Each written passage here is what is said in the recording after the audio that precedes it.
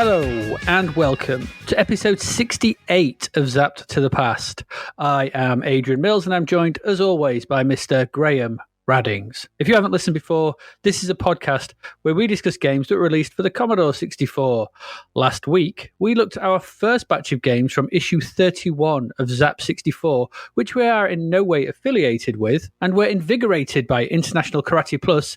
We meandered through the streets of Mean City, and we got all rowdy in Renegade. This week, we conclude our look at the games in November 1987, along with what was lighting up our TV and cinema screens that month. So Graham, tell us what we have going on in this episode. In this overdue garage clear-out with 5 large planks of unexplained timber, large moving boxes inexplicably full of mouldy soft toys, refuse sacks full of fusty-smelling duvets, a 70s-style framed rucksack full of 90s mobile phone chargers, and a weird collection of old kettles of an episode. We flex our digits, grip our joysticks tight and deftly manoeuvre our balls as we zoom around the crazy challenging plains of Quedex, bounce annoyingly around some more platforms in a desperate quest for stability and spooky creatures in the not-so-enthralling Scary Monsters, and pocket a whopping 25 million galactic groats to take on, possibly, Liza Minnelli and her evil minions in the Blast Everything You Can Blazer. We also stink palm Crack's Bloodfinger, ew, as we sneak into his base on a rescue mission in the heavily kerned, but fun, Joe Blade. Go hunting for the planet No-No and get kicked in the Rubicons as we try and fail to navigate deep space with a cuboid map in Starfox, and return after a 103-year hiatus to the once-again demon-strewn world of Belorn, looking to kick Akamantor's evil ass all over again in the excellent Druid II Enlightenment. If that cobweb-covered nightmare of old RF cables and SCART leads hasn't left you wondering if you've entered a giant Spider Queen's AV centre in the late 90s, we set course for the distant future and engage in some 3D track kart racing and orb collecting in the technically adept tunnel vision. Explore the nuances, fortunes and boredom of 18th century Hong Kong trading companies in the 8-bit reimagining of James Clavell's novel Tai-Pan. Sneak into the headquarters of the KGB trying to find secret plans and somebody called Felix the Cleaner Hoover in the shifty Special Agent, before finally grabbing our best adventurer's attire and heading deep into the platform-laden maze and key-strewn world of Solomon's Key. An unusual crop of programs here, some good, some not so good. My wrists are aching now from all that tight gripping, yanking and slapping of my joystick, and from playing the games too. Hey! Super. So for all those just in the ongoing, I've just told Graham off air, but for the ongoing saga, I now have both ears working. It's been good. Fully functional ears. This is good. This is very good. So I'm getting Graham. Graham is coming in both my ears at the same time right now. So I have not come in your ears, and I resent the accusation. Well, you know, it is what it is. I'm getting a full flush of you in both of them, and it's nice. It's nice to hear sort of thing rather than that dull ache I was having for the last couple of episodes. So I may sound more perky this one. Who knows? I don't know. Maybe I will. Maybe I won't. We've got lots of games. We've got TV and video. We've got loads of stuff going on. We've done the cover, haven't we? We did that last week. We did. We did that last week. That was that Hunter's Moon thing, and Hunter's Moon is not in this episode, and it annoyed me because stopped doing previews. So there we go. I'm going to put it here right now, so it's right at the start. We don't have to mention it at the end. We have a Patreon. We have a Patreon, don't we? We have a Patreon. And if you wish to sign up to that Patreon, you can do. There are two tiers which help us out. There's one for just a mere £1, a single £1. And as the pound is doing so badly all the way around the world, it's probably a lot less for you guys if you're coming from not in the UK. So yes, there was £1 and that helps us out. There's the higher tier, which, well, at the moment, I don't know, what can you get, like a thimble full of petrol for it? Literally a thimbleful. Yeah, would be the sort of measure you could get from that. And if you choose to that, there's get access to our Discord, you get access to the episodes early, you get the full bonus episodes that we've recorded so far. You get access to our Discord, as I said, access to Discord, things like that. And everything, you know, all that cool stuff. So, you know, and it massively helps out. And you get mentioned in the shout out every month as well. So it's all good if you wish to do that. That's out the way. I thought I'd just say it now, and then we'll get on with the rest of the episode. You got anything you want to say right now before we crack in? No. That's a very definitive no. I have nothing to say to you. All right, okay. Let's get on this. Let's get into our first game then. And Graham, this one's over to you, because I know you like this one. Well, you did like this one. I'm interested to see if you still like it, if you still have the nimble fingers that allow you to get through the quest for ultimate dexterity in Quedex. This is quite an interesting game. The creator is, of course, this is a Thalamus game, so the creator is the thalamus guy, Stavros. The only guy working there making games. I think pretty sure it is. Stavros Fasoulas. Of course, the title else? Screen. No. I think they do eventually. Well, yeah, the title screen here is Paul Doherty, Doc. And of course, the musician here now, this is interesting. The musician here is Matt Gray. So previously it's been Rob Hubbard. Now it's Matt Gray. And that brings with it its own interesting sort of nuances. So what is this game all about? So according to the instructions, the designated blurb, only cool nerves, precision, sharp reflexes, and mastery of the joystick will see you through the mind-taxing array of planes. Time is against you, and so are the problems to solve. But then yours is the quest for ultimate dexterity. Yeah,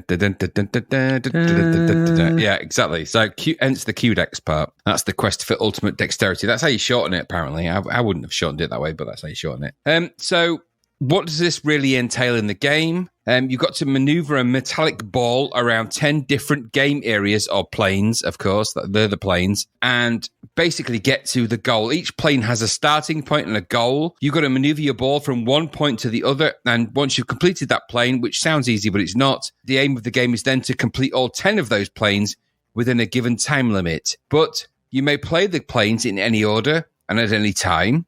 So you've got quite a lot of control over how you engage in this game. And that's the plan. So there's no massive story. There's no crazy story arc. There's no craziness. The idea of this is to get through the 10 planes in a fastest time as possible, and that will enable you to complete the game. So what does traveling around as a metallic ball in those planes actually mean? Well, so plane 1 is the first one you start off with. That's the introductory level. And the idea of that is to try and roll over the sort of the flashing sort of squares, reveal the next hole to the next subplane, which is like the next bit of the level that you're on, and then obviously try and gain access to that. Each level is timed. So if you stray from certain paths, you'll get like an electrified sort of sound and visual, and that means that your time is reduced. So you've got to try and carefully navigate with jumps and with precision joystick control, hence the dexterity part, to try and navigate your way through that. If you do that and complete that level, which you probably will complete the first level because it's designed for you to be able to complete. The next level is like more of a maze with some teleports and doors. You've got to pick up keys. And you've got to try and get through those and touch the kind of various different tiles to try and jump around and try and find your way from the start point to the exit. In that one, there are skull tiles, which are lethal to you as a player. So you've got to avoid those. But if you can avoid those and jump over those and navigate around, you might get to the third plane, or you could choose the third plane. In the third plane, you've got teleports and electric tiles, which are all over the place. And it's a sub-maze of invisible walls. So each one of these levels actually ups the ante on how difficult it is to navigate and get through. Remember, you're at a time limit for all of these. So plane 4 is a race down an obstacle course. Plane 5, you've got to try and change the color of the textured tiles by rolling over them. Plane 6, you've got to navigate some pipes. Plane 7, you've got to try and pick up as much as you can in that time, and you've got some kind of goals. Plane 8, you've got to sort of work your way to the center of a maze. You get the idea that this is basically a maze and roll around and pick up things game. The interim time between these levels, by the way, when you finish a level, you get like a little, I want to say Simon. It's like a Simon style level. So you've got, it presents you with like a series of instructions like up, down, right, left, right, up, down, and with a tonal sort of sound to that. So you've got to try and just kind of do that in that sequence and you'll get the bonus points. If you complete the 10 planes, well, you clearly have ultimate dexterity and therefore you have completed the game. And that is essentially what you've got to do. There's no big story around it. You've just got to try and beat the 10 challenges and complete 10 planes of difficulty. And as they go forward, they get kind of, well, I want to say forward because you can choose which route you take. But they get more difficult as they go higher up, I think. So when you get to sort of 8, 9, and 10, they're getting quite crazy difficult. And the timing of these things is really hard. So completing a plane will get you to that bonus plane. Completing a plane's hard work when you're past 1 and 2. The graphics here are actually very, very good. You have a really nice sort of metallic ball that you control. And there's a little bit of sort of rebounder logic, although it's a bit bigger in the terms of the way it kind of looks. So you're looking top down, generally speaking, and you can kind of jump up and your ball sort of goes up towards you and down. So you can jump over the various spaces and do all of that. So the graphics and the scrolling is really good. The music is really good here. Generally, the production of this thing is really clever. And all of the scrolling and the game design and all of those elements that you'd expect to work really well do work really well here. The main game window is played out on the left of the screen. So it's kind of a 50-50 split to the left of the screen where the game works out. The right-hand side of the screen is more of your sort of information, controls, information and score and things like that. The control is obviously joystick-based, hence the dexterity part, with the fire button being the jump on those levels where it's prudent to do so. And everything actually works quite well and works quite fast and works quite nice. The production of this game, as is always the case with Thalamus games, and particularly with Stavros Fasoulas games, is it's all really good in terms of its design, its methodology, the way it's put together. There's no real bugs in this. It works really well. You're instantly into the action. But there are problems here. I mean, I like the way that you can attack this in different ways. I like the way that you can get to those different levels and try that. That's a good thing. But there's a lot more memory required than joystick dexterity, if you ask me. This, for me, is more of a test of the ultimate dexterity of your memory. And because as you play these levels, you'll realize that in certain levels, when you go from the teleport to the teleport to the teleport to the teleport, you need to remember where those things go. Because the first level is kind of reliant on just teaching you the basics. After that, levels up the ante of difficulty in an extreme way. So you've got to remember not just in terms of where you can jump and where you can't. Bear in mind you're against the clock and things take your time away as well. So there's a lot of difficulty here. There's a lot more memory than dexterity, as I said, required. It's a playable game. There's nice things to do. It looks the part. But in all fairness and in all honesty, it's too damn unforgiving, this game. It really is. And I think, well, if you're making a game about this kind of thing, it just lacks enough of those things that give the player any kind of chance. You know, you're against the clock, you're against your own dexterity. You don't know what these mazes are going to look like when you start them. So, and especially, I mean, part of the remit of this game is you attack invisible mazes. You have no clue what these mazes look like. So, of course, you're not going to be very good at those levels. And there is no giveaway. There's no, this is what the maze looks like. You've just got to kind of hover around and float about until maybe you go through a doorway or something like that. So that logic is quite unforgiving. That logic is difficult for this game. It lacks enough of the real player affordance across the whole game to really give you a chance. So the idea of this Quedex is really good. And part of that is in those early levels when you press the fire button, you jump. You got to jump with a bit of precision so you can navigate some of the spaces in the game.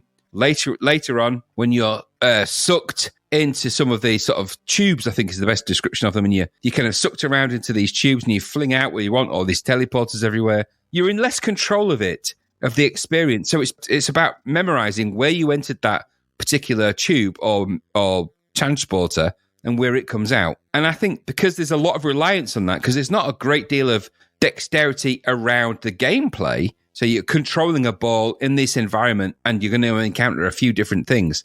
I think maybe, I mean, I found it quite difficult on a replay. I actually really enjoyed it back in the day, got quite into this. I even completed it in the end, which has got a really interesting Happy Halloween sort of ending for this without putting too many spoilers out there. But for me, I found on a replay for this is too hard. I'm playing as a 48-year-old as well. And I like the idea of the presentation of Quedex. It's always been a good game to look at, and it sounds good. Graphics are good. The pace is good. The technique and all of that stuff. And we've said this about so many games. But it's just too damn difficult to finish those late levels. And I just don't think you've got enough time as a sort of relatively novice player into this. The arc from novice to expert is too hard. And I just don't think you're going to get past maybe level 3 before. And you're going to get to level 3 a lot. And over again before you think, I'm just tired of trying to go for this quest for the ultimate dexterity. I'll go for a relatively good dexterity with some of these other games and I'll leave this one behind. But what about you? Yeah, it's too hard for me. I just found it very frustrating from the outset. I always did this game, and I still do. It's so infuriating, so annoying, and so bloody hard that, like in most of the levels, I just bounce right off this. Like yourself, I can 100% appreciate the technical aspects of this game. The presentation is top-notch. It's got a great loading screen, and I really like the loading screen music. Really good piece of music, the loading screen music. In-game, it's all really smooth. It works exactly as it should do. Although I would have liked to be able to navigate the level select with the joystick rather than having to press 1 to 10, 1 to 0, just a little bit, but I would have liked to do that. It's got a great title screen, great music again in the game, and the demo mode to show the levels is also a nice touch. It's all very super slick and it's very shiny, and I like the fact you can hit the fire button quickly to get into the game fast. In game, it's got great visuals. From level to level, they're quite similar, but they're very nicely drawn. There's a nice sense of shading and nice use of color. And the scrolling is, the action is very smooth and it's very refined. The high score music is also good. And I imagine that this works exactly as Mr. Vazoulos wanted it to. It's bloody hard. I bet that's exactly what he planned. Despite all that, though, despite everything that's really great, I know that this game just is not for me. I couldn't do it back then, and 35 years down the line, I certainly do not have the ultimate dexterity to pass all 10 levels in one go. I can barely get past 2 or 3. It's simply too much for me. And so despite all its technical finery, Quedex was never a game, and it still isn't a game that gels with me. This is one of those games that I wish... And like you said, player affordance, I wish it had varying difficulties. So it offered you the option of, number of lives, longer time spans, that kind of thing. Anything to allow you to get into it. I mean, you can put the ultimate mode in, so you could have the ultimate Quedex, which is where you have to do it all in one life. But give the people, give people a chance to sort of say, right, you're going to learn this. You've got 3 lives and off you go. Or we're going to put the timer up, or there's not going to be a timer, or whatever. It's just some way to allow me to sort of try and figure these things out without just them dying quickly and feeling very frustrated every time I try one. Give me lower attainable wins. And I guess I know that it's just doing a level and working that through, and you just keep hammering it. And that's what it is. It's like what you said. You just keep hammering yourself at a level until you've memorized it. And then it's not about dexterity so much, just exactly like you said. It's about memory. So it's just remembering where you went, where to turn, where to go, what teleports you. And that's like, well, I'm not sure this is dexterity anymore. This is just memory testing. So I don't know. I always found this game punishingly frustrating, and it's not changed. I completely get why it got a sizzler. It got 92%. I totally agree with its rating. I get it. Yes, I'm not going to argue against it. But I also know for sure this is never a game that's going to do it for me. I always felt like it was punishing for punishing's sake, and it just doesn't sit right with me. Yeah, I'm sure this game will certainly be up some people's alley for sure. They'll love it. They'll be all over this, but it just was never, ever was up mine. And that sounds wrong, but it's just not something I ever got on with. I found it annoying and frustrating, and I wanted to like it, but oh my god, just give me, like you said, an easier in. I feel like I've got weight off my chest. Well, you'll get tired of doing the same 2 levels, because you'll always do level 1 and 2, and then after that it's just they're just ridiculous. And the one with the invisible walls really made me laugh. I'm like, really? I forgot about that one. It took me as well. It took me far longer than I'd like to admit to realise that very first level you have to jump from square to square.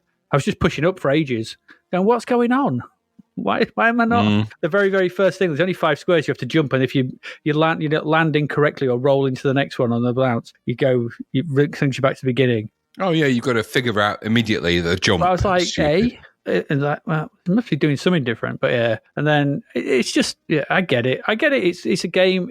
It's a quest for ultimate dexterity. I get what he's going for, but you could have built, like you said, a difficulty arc into it, a way in, allow people to get used to it and build up to the quest for ultimate dexterity. Let me do it with 3 lives, 5 lives, longer time spans. And then you could go, right, and get through it. Now I'm going to properly test myself on this level. Lots of amazing graphics in that game.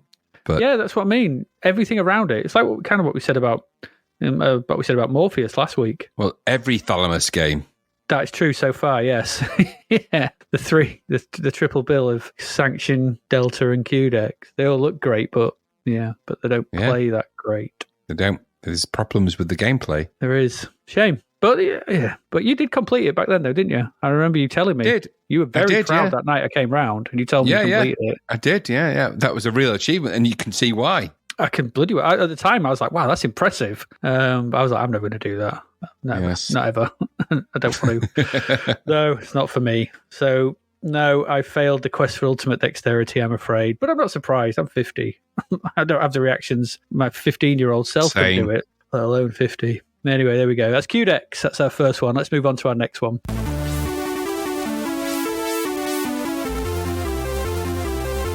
And Graham, it's time for some scary monsters. Dun, dun, dun, dun, dun. Dun, dun, dun, dun, dun. And that applies in many ways to this game. It's another month. It's another Odin graphics game on Firebird. Yay! Why would there not be? I'm not even sure we've mentioned the Telecom deal. Do we ever mention the Telecom deal that Odin struck with? No, but I think you should right now. Yeah, I'm going to mention it. So they made a 6-figure deal, Odin, with British Telecom, who own Firebird, to make 10 games in 12 months to be released. And if they were ports, that only counted as half a game. So this starts to explain these Odin games we're seeing on Firebird that are clearly not quite finished, because this one, Scary Monsters, I'm pretty sure it's one of those games. It wouldn't surprise me. This is Mark Dawson, who's since changed his name to Mark Wilding, actually. There's an interview with Mark Wilding on C64.com, and he just states that this game was never finished. He was given 3 months to make it, but after 2 months, he was told it was shipping. That was that. So the outside part of the game, which I'll get to, doesn't work as it should. So it starts to explain a lot of the problems we've seen in these Odin games of late, like we saw with On the Tiles and things like that, and the Bloody Owls and things.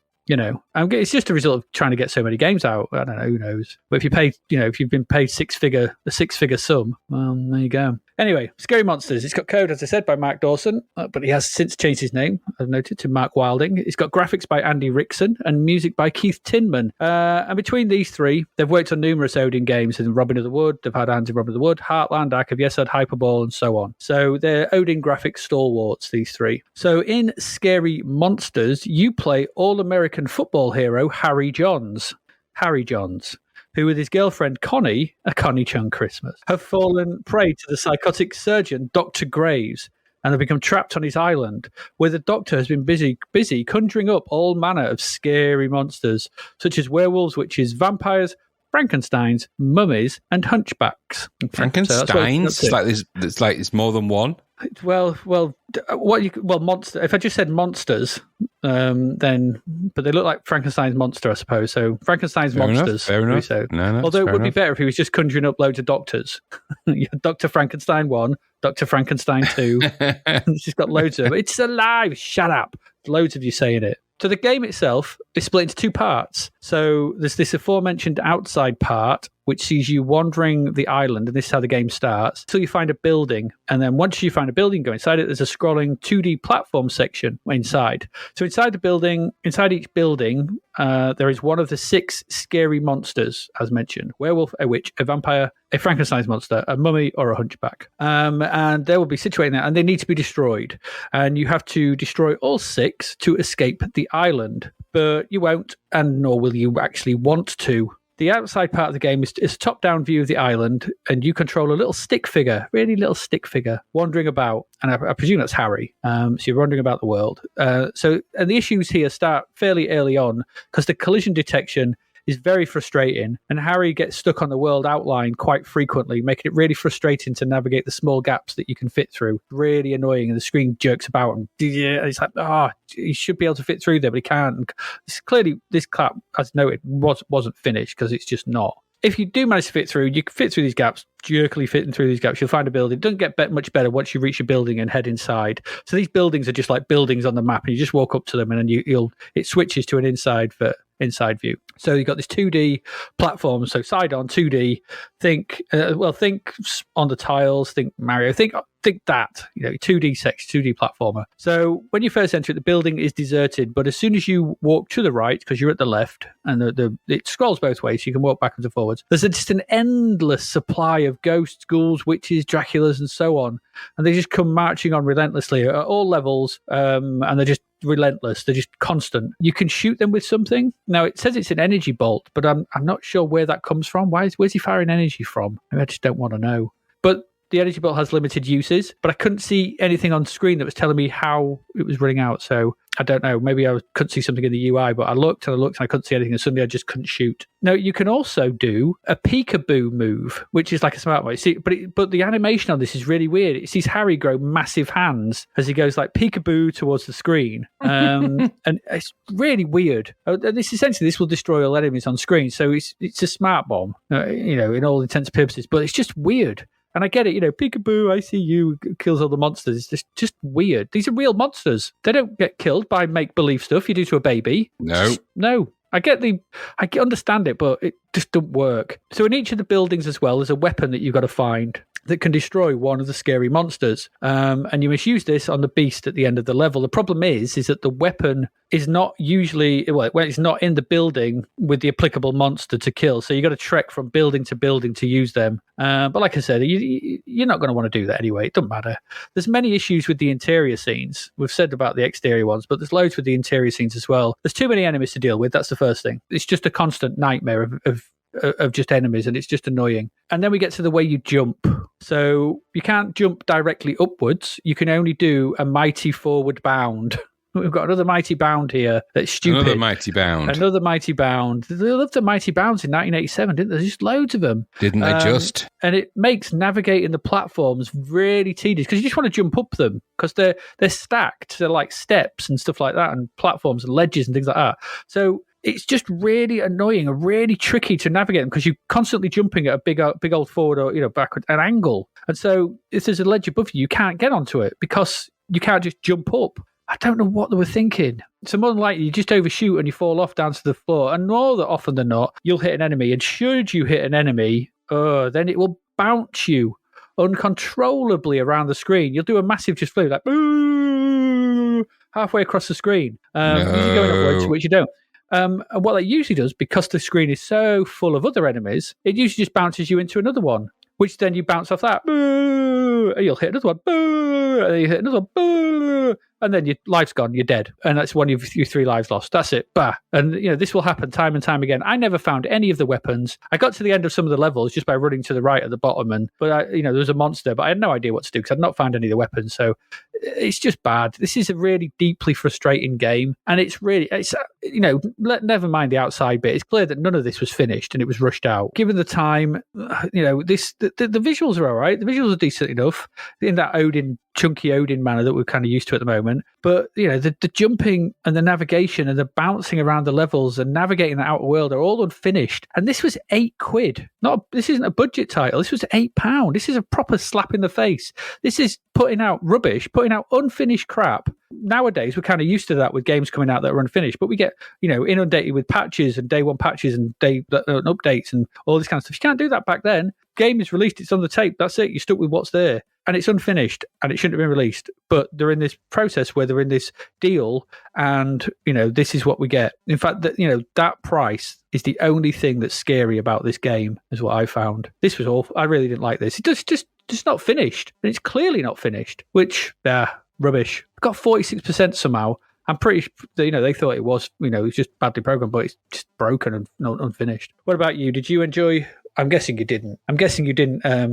Enjoy getting scared by the scary monsters. No. There's nice graphics though, wasn't it? The graphics are good. Yeah, the graphics are good, yes. They're nice. Yeah, they look nice. It was a shame that it was a kind of a platform game, run and gun kind of rubbish. I like what they tried to do. It nearly works, kind of. The controls are okay, but the jump was stupid. It's like a heroic bound. It's one of our mighty bounds that we like or we don't like. It's just stupid. The bouncing off the enemies part is the most frustrating and stupid thing of all. It's just crazy. I ended up doing that a lot more than trying to navigate the game. So boing, boing, boing, boing, boing. It's just annoying. And that's a shame, really, because the backgrounds and the sprites are quite well realised here and there. But underneath all the annoyances and a decent explore, find the weapon and kill the monsters idea, what you've got is something that is basically a pretty dull game. And even if it was exciting, controlling it and bouncing off things, that isn't exciting, is it? It's not nice, that. I spent more time doing that. Yeah, so exactly. There might be 6 scary monsters and I might have to find the various things to kill them, and that's all good. Now, the notion of that idea, is good. The realization of that idea, not so good. And that's a shame. I think they had something. I think they had a nice idea about a thing, but... If you can't play the idea, you can't play the game. So goodbye, adios, farewell, get lost. No. Yeah, goodbye, you multiple Dr. Frankensteins. Yeah, and 46% from Zapped, but this isn't full price, full price, but £8, 46%. It would be an unhealthy punt if you read that review and thought, I've just got my birthday money and I've got £8. Do I buy scary monsters? Don't. I would say don't do it. This is a proper, it won't load. Oh my God, yeah, it just kept saying ready, run, ready. I don't know what was going on. Yeah, just don't goodbye. know. Goodbye, farewell, so long, scary monsters. No, not at all. No. There we go. Yeah, I don't carry magnets. I carry two, but they will never meet. There we go. That's Scary Monsters. That's out of the way. Let's move along. And Graham, get your best jacket out, your best blazer, and tell us what you think about blazer. Blazer. And this is coded by Mark Greenshields. I'm sensing a stamp relation. So Mark Greenshield stamp. I don't know. Greenshield stamps were a thing when I was little, but there you go. Graphics are by Stephen Yeah, they were.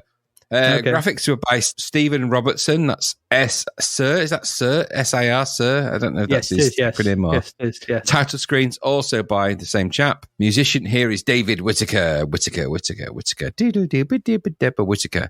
And this is, of course, published by Nexus. So it's bound to be in a crazy shaped box, and it's probably shaped like a hen or something, or a pigeon. I don't know. Loaf of bread. This is basically, it's almost Hades Nebula version 2, isn't it? Really? Yes.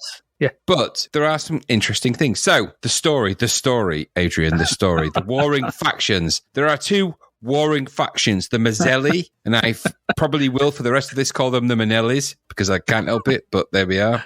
And the Sahabians, or the Sahabians, I don't know how you pronounce that, the Sahabian. Anyway, they're at stalemate. To end this once and for all, the Mazzellis have invented a superpower mega warship called the Blazer, or Blazer, hence the title. If this thing ever gets fully switched on, bad things are going to happen. So the Sahabans can't let that become a reality. Who would? You can't, can you? You can't. Somebody says that's going to happen. As a good, honoured Sahaban, you can't just stand by and let these Manellis get away with what they want, the Mazzellis. Anyway, so they intend on sending a secret mission to plant explosives. In actuality, according to the blurb, they do intend on sending a secret mission to plant explosives and destroy the imminent danger. Do they intend to do that, Adrian? Is that the plan? No. Just send it. No, it's not. No, they're going to steal the Blazer.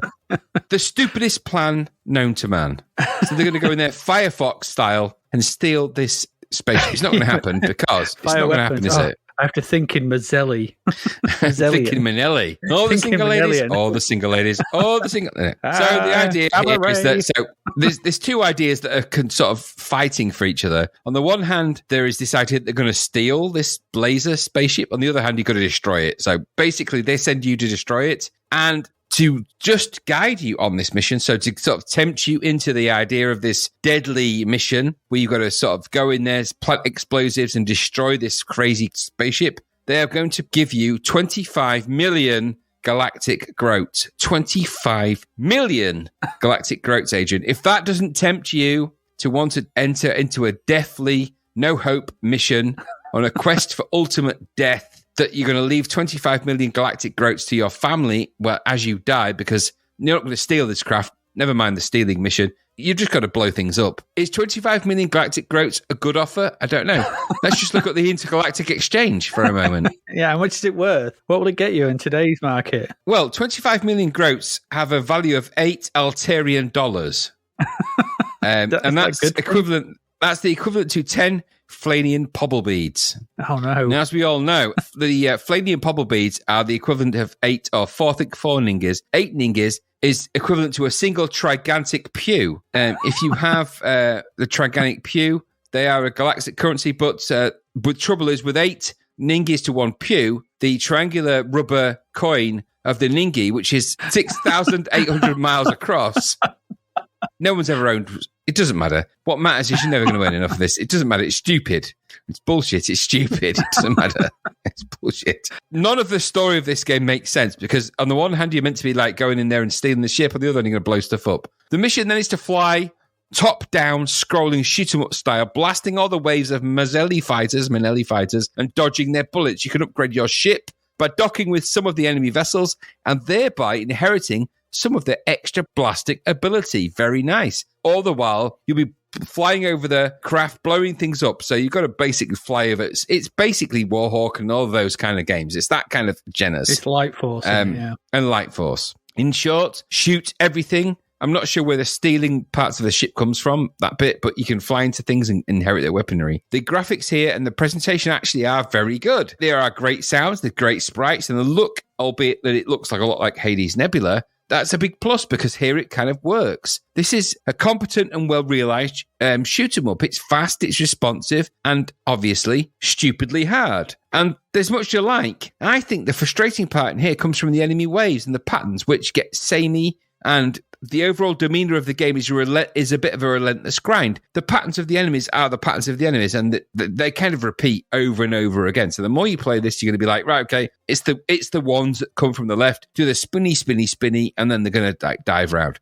And then I'm going to get one from the left, which does the spinny, spinny, spinny, dives round. Then we're going to get the 8 from the left and the 8 from the right, do the old switcheroo. The patterns do repeat. And I think if you've got good memory, you're going to learn those patterns, and that's probably the best way to complete this. However, it's fast, it's quite responsive, it is stupidly hard, but there's quite a lot to like with this. I think the frustrating part comes from the enemy waves and the patterns, which get samey, but the overall demeanour of the game is it is relentless, and it's a grind, but it's the kind of shooter that sort of promotes that. This has the logic and the angular sort of dexterity, I think, of a proto-bullet hell game. It's very early on in those days for those, but it does kind of have that. And you are scrolling upwards on a kind of endlessly scrolling thing with just stuff to shoot at. And yes, you can shoot the parts of a blazer, or you can shoot the enemies that are flying towards you, and you have to avoid the bullets. But this has that kind of feel of an early proto-bullet hell game, in that you will die a lot repeatedly in this. There's no doubt about that. Mm-hmm. Death will come to you repeatedly in this, but you do kind of pick up immediately where you left off, and there's little bits that are quite nice. It's quite nice in that way. This is kind of the kind of shooter that is in the arcade and kind of comes from the arcade heritage without the price tag, and I think there's a lot to like. I think the graphics are really good. And if you like this kind of proto-bullet hell game, I think you're going to enjoy it. It is top price, though, at 10 quid. I think Zapped were a bit harsh with the review. They gave it a 63%. I think this deserves a bit more than that. The graphics are good. The sound is good. The playability is hard, but it is punishing. But if you persevere and you remember the patterns and you start to... If you approach this in the sense that it's a bullet hell game, and the bullet hell games all have a required pattern of behaviour and a pattern of logic about them, if you approached it like that, I think you can get more out of it. They just didn't know how to approach it back then. So I think this has got some merit. I enjoyed my time with Blazer, and I think it was graphically impressive, albeit that it was crazy hard. What about you? I think you like this more than I do. Yeah, Mazellian Sahabin races. Who writes this nonsense? It's another vertical scrolling shmup, and as you said, it comes from Mr. Hades Nebula. It's just more of the same as that, I thought. I thought the main issue with this is you're too slow again. You are too slow to deal with the enemy threat. That's what I found. But that's not so bad, because a lot of the time I found I could just, like the opening two waves that come on, you just don't have to move. Just don't move. They'll miss you and the bullets will miss you, so you can just sit there. It's kind of a strange thing to do. The power-ups are interesting in the way that they change your ship completely. You know, you get one to single shot, you get that spinning like star one, there's a shielded ship and there's another one. I don't know, it's okay. There's lots of things to shoot, I suppose. The world scroll by, you shoot stuff, you try and avoid the aliens, but they move back, some of them, they just move about 10 times faster than you. And considering do you remember you're supposed to be in the war-altering mega ship that's supposed to be the best thing ever made and will, turn the tables on anything and everything, and, we can't let them have that. Well, I expect it to be a bit faster and a bit nimbler than the things that are coming at me. That's what I would think anyway. So, I also thought that, the graphics are all right, but there's quite a bit of slowdown when there's a lot of the sprites come on screen. And I also found that the collision detection would go awry a bit, and that's always annoying when there's a lot going on screen. One of the things we spoke about last week in Morpheus was Braybrook going on about his 32 sprite multiplex and how there's none of that nonsense. Well, here it's not quite as nifty, it's not quite as good. It works, I guess, but it can get flickery and all over the place. The music, it's another Mr. Whittaker piece, isn't it? It's okay. I thought it was quite nice. The tuning game is better than the high score or anything, but yeah, it's not too bad. And of all things, I did quite like the high score table entry system. But I don't know. Bullet hell, yeah, maybe, okay.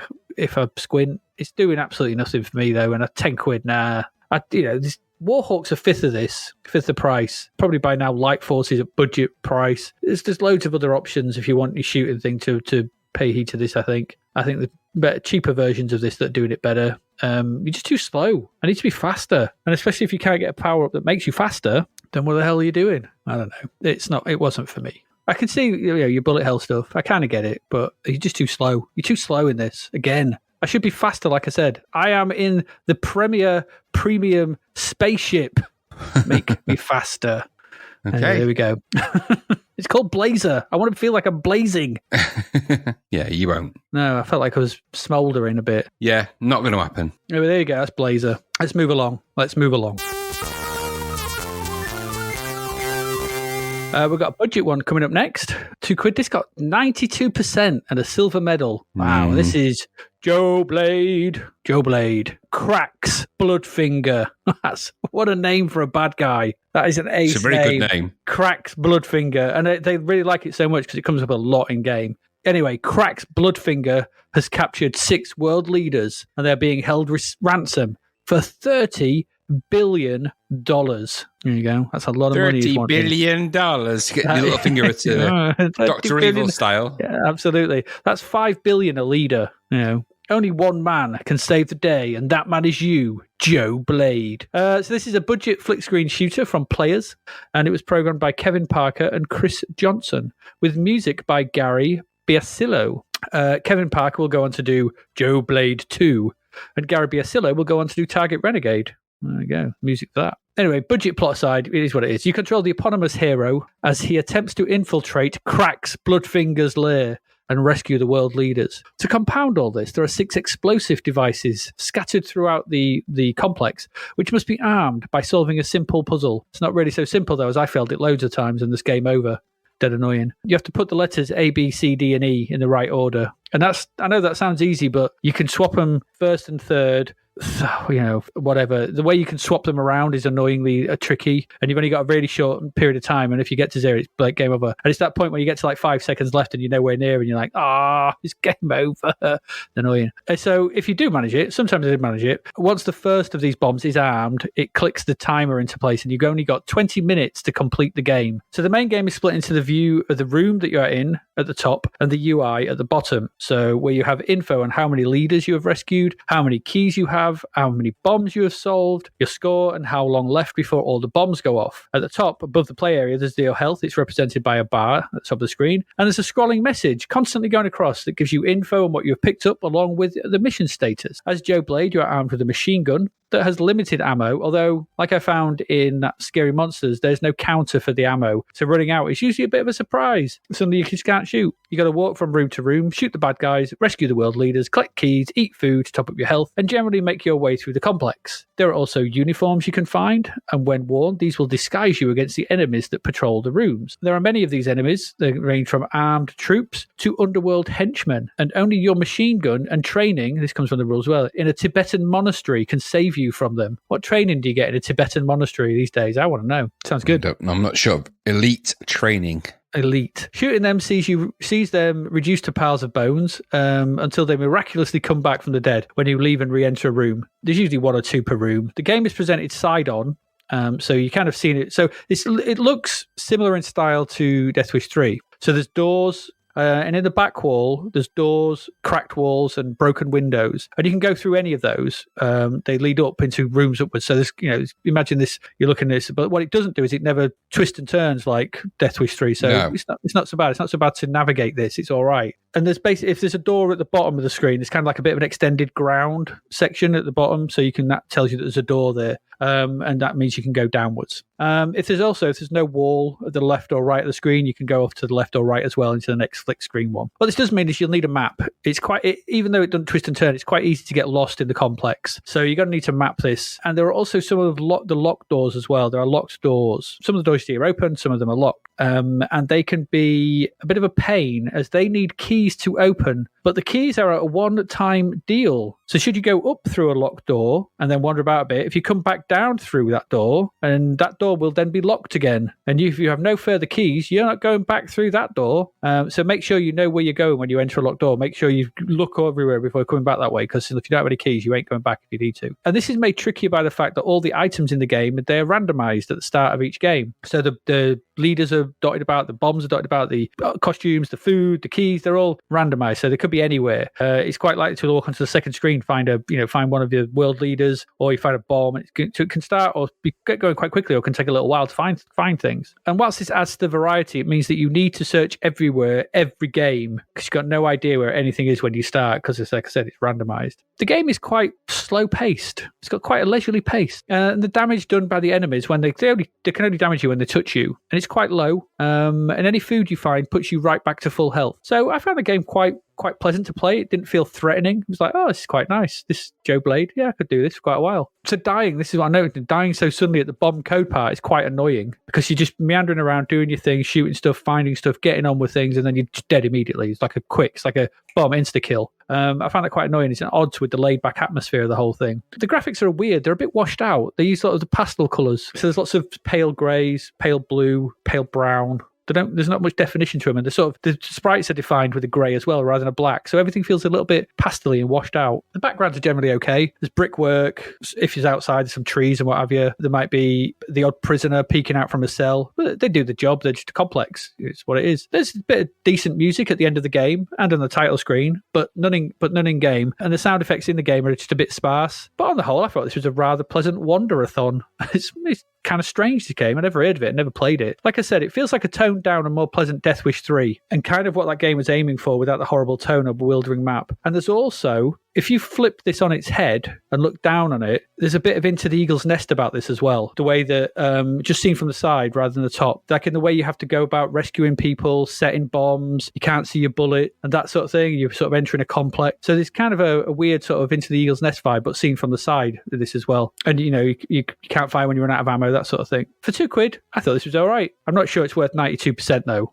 I don't know about that, but it's okay. It's all right. I quite enjoyed playing this. It's got a weird tone to it, a weird feel, and it's quite, it's quite well programmed. I couldn't find any bugs or anything. Just stuff, everything went. The animations are quite nice. Joe Blade is not what I thought it looked like. It looks a bit like a pastel version of what's his face from Predator. Jesse? Is it Jesse? What's the one with the big minigun? What's his name? Jesse Ventura. It's kind of a bit like him. He's got a mustache and everything. So I just associate 90s action men with him. They've got mustaches. It's one of the better players games we've seen. Oh, and like I said, you get those messages across the top and everything. And the name, I did like the name of the game on the title screen. I think it was in the border. So, it's quite a nice touch as well, I think. This was all right. But, for £2, I think you'd be quite happy if you got this. But I don't know. What did you think to Joe Blade? I'm not sure I get the Zapped score, if I was honest.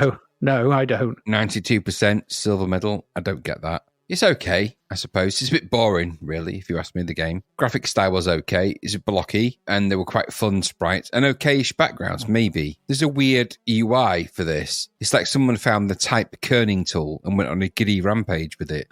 There's lots of text with, gaps in between the letters. Lots to explore, though, and it's £2, isn't it? And I guess if you like wandering around and doing gravity-defying leaps, which there are in this, because you kind of float around a bit. Yeah, you can jump over the men, can't you? This might very well be your cup of tea. It is a kind of side view of Into the Eagle's Nest. That's genuinely kind of what it is. And there is a decent game in there, and it has a point, and it has a direction, and it has goals, and it has a quest. And in that essence, for £2, it's not so bad, really, is it? The enemies are refreshing with every flick screen, which is a bit of a pain. So you go on one screen and leave that screen, go back, the enemies come back. That's kind of horrible logic, but it's £2. So I don't get the 92%, I have to say. I don't think it's anywhere near that. But for £2, this isn't totally bad. The graphics are okay. The backgrounds are very repetitive and okay, but it's £2. And there's enough game and fun in here for £2 that it would pass an afternoon. I don't generally like games where I'm wandering around a lot, just sort of going in and out of doors. It felt a lot like the kind of logic that we've seen in Death Wish 3. Like you said, it's an Aldi Death Wish 3, really.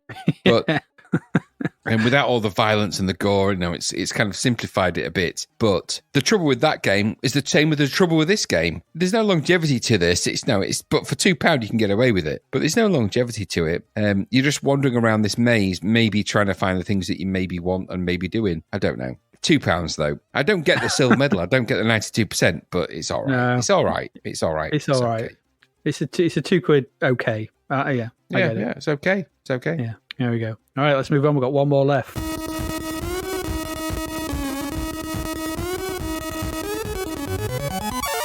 And that one, we are back into space. 3D space. Is this a sequel? I don't know. Is it Starfox? Not to be confused with Starfox by Nintendo. This is Starfox, Graham. Tell us all about Starfox. It's nothing to do with that. So just erase that out of your mind. The Starfox from the Nintendo. It's nothing to do with that. Is it Skyfox? Is this a sequel to Skyfox? Yeah, I think it kind of is, maybe. Anyway, it's from the same company, isn't it? Ariolasoft. This conversion is by Christophe Chilute Venibeur. I think that's how you pronounce that. Title screen, Rob Jackson. Musician, Andrew Craigie. Anyway, there are 8 planets in the peaceful Hyturian system, Adrian. 8. Protected by a cubic shield known as the Rubicon. People of this system have lived in calm, peaceful happiness. And that, Adrian, is nice. It's nice. However, not anymore. A 9th planet has appeared, the planet of Nunu, however you say that. I'd like to say No-No. No. Do you say Nunu or No-No? I don't know. I don't know. This has floated. How's it spelled? It's N-O-N-O. No, it's No-No. That's no-no, I guess. That's a no-no. The planet of No-No has floated somehow unnoticed into the Rubicon, carrying with it a dirty load of intergalactic knobheads. Ugh. So you are Hawkins, and also part-time galactic super pilot of the feared Starfox space fighter. Good job you're a bit of both, isn't it? Yep. Remember, for this game, you get further with a kind word and a gun than you do with a kind word. Remember that logic, because you're going to need to remember that. So, your mission: scoot around the Rubicon, shooting at various buddies while completing 8 different stages on your quest to find the 9th planet of No-No, and kick some No-No alien butt and other alien butt in the interim. Each stage requires a different goal, and these are only revealed to you on each of the 8 planets of the system, which you must find by scouring the Rubicon and using your super navigation map. Once you've found them, they will appear permanently in your map, and you can autopilot to them and their orbiting motherships. As part of the task, you have to navigate a wormhole too. So it's not just as straightforward as finding stuff. You've got to navigate some stuff and do some stuff. You've got to know your way around the universe a little bit. Okay. You do. All the while, enemy ships, storms, and other galactic issues will drain your shields for your spaceship,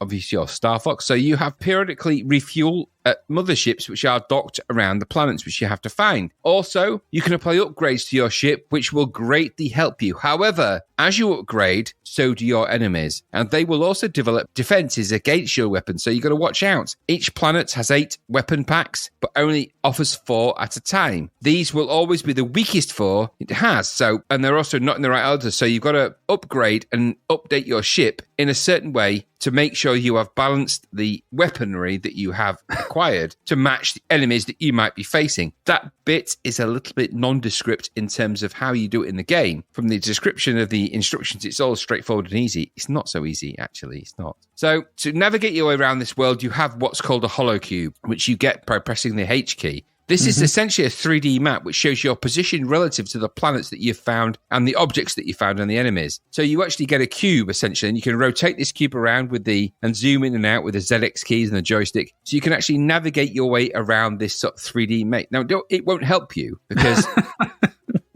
a map in 3D that is just dots in a 3D space it's actually no better than a map in 2D, which would be much more akin to something that would actually help you get from A to B. You can access 2 different kinds of space log in this game as well with the keys 1 or 2. 1 shows you the positions of the storms, the weapon packs, as well as some of the enemy information. Number 2 is the autopilot, which contains the log of the planets and their positions. If you select a planet and exit, you will automatically be facing the direction of the planet. You get the idea that you've got to navigate yourself to these planets and these places, and that in this game is not as straightforward as it sounds. So you've got to do that, and if you select a planet and exit, you will be able to automatically face that direction. Then you can press T on the keyboard and turbo your way towards that, assuming there's nothing in your path, and you can super flight your way to where these planets are. Around each planet, there is, thankfully, a mothership. You can dock with that, and in those, you can upgrade your weapons, you can trade, you can do all sorts of cool stuff. So, there's some keyboard commands for this game. You control your spaceship and your view with the joystick, but you've also got H for holocube, M for cheat, which is the stupidest cheat mode of all time, which you can just press M and just cheat if you want to. So, we'll come back to that in a moment. And then you can do the general log, the planet log, the fuel call, and there's a few keyboard commands. So this isn't just a straightforward 3D fly and shoot. There's some stuff to this. And I think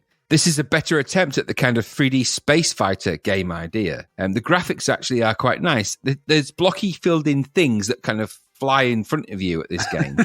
That's a good description of them. It's the best way you can describe them. But what they're not is crappy 3D vectors. What they are is clearly sprites And that actually lends itself to this kind of gameplay. So it moves quite fast, and that's what you want. There's some nice ideas here. And the controls are quite good and they're quite fun. The keyboard controls aren't obtrusive or difficult. You can just get about with them and do what you want to do. The main window view of your cockpit is good. There's enough detail in terms of maps and things to do. The 3D holographic map when you press H is quite nice. And often it's a combination of the cube map, which you can sort of look at and is meant to help you. I don't think it does. But in combination of that and the turbo and maneuvering around, you can actually get around and sort of navigate your way around this 3D space and get yourself around the universe. The problem is you can do that a lot in this game. There's a lot of kind of empty space. I spent a lot of the time wandering around the universe of this space, just floating around, just waiting for things. And periodically I did get attacked by things. And I'm not sure how relevant they were to the things I'm trying to achieve.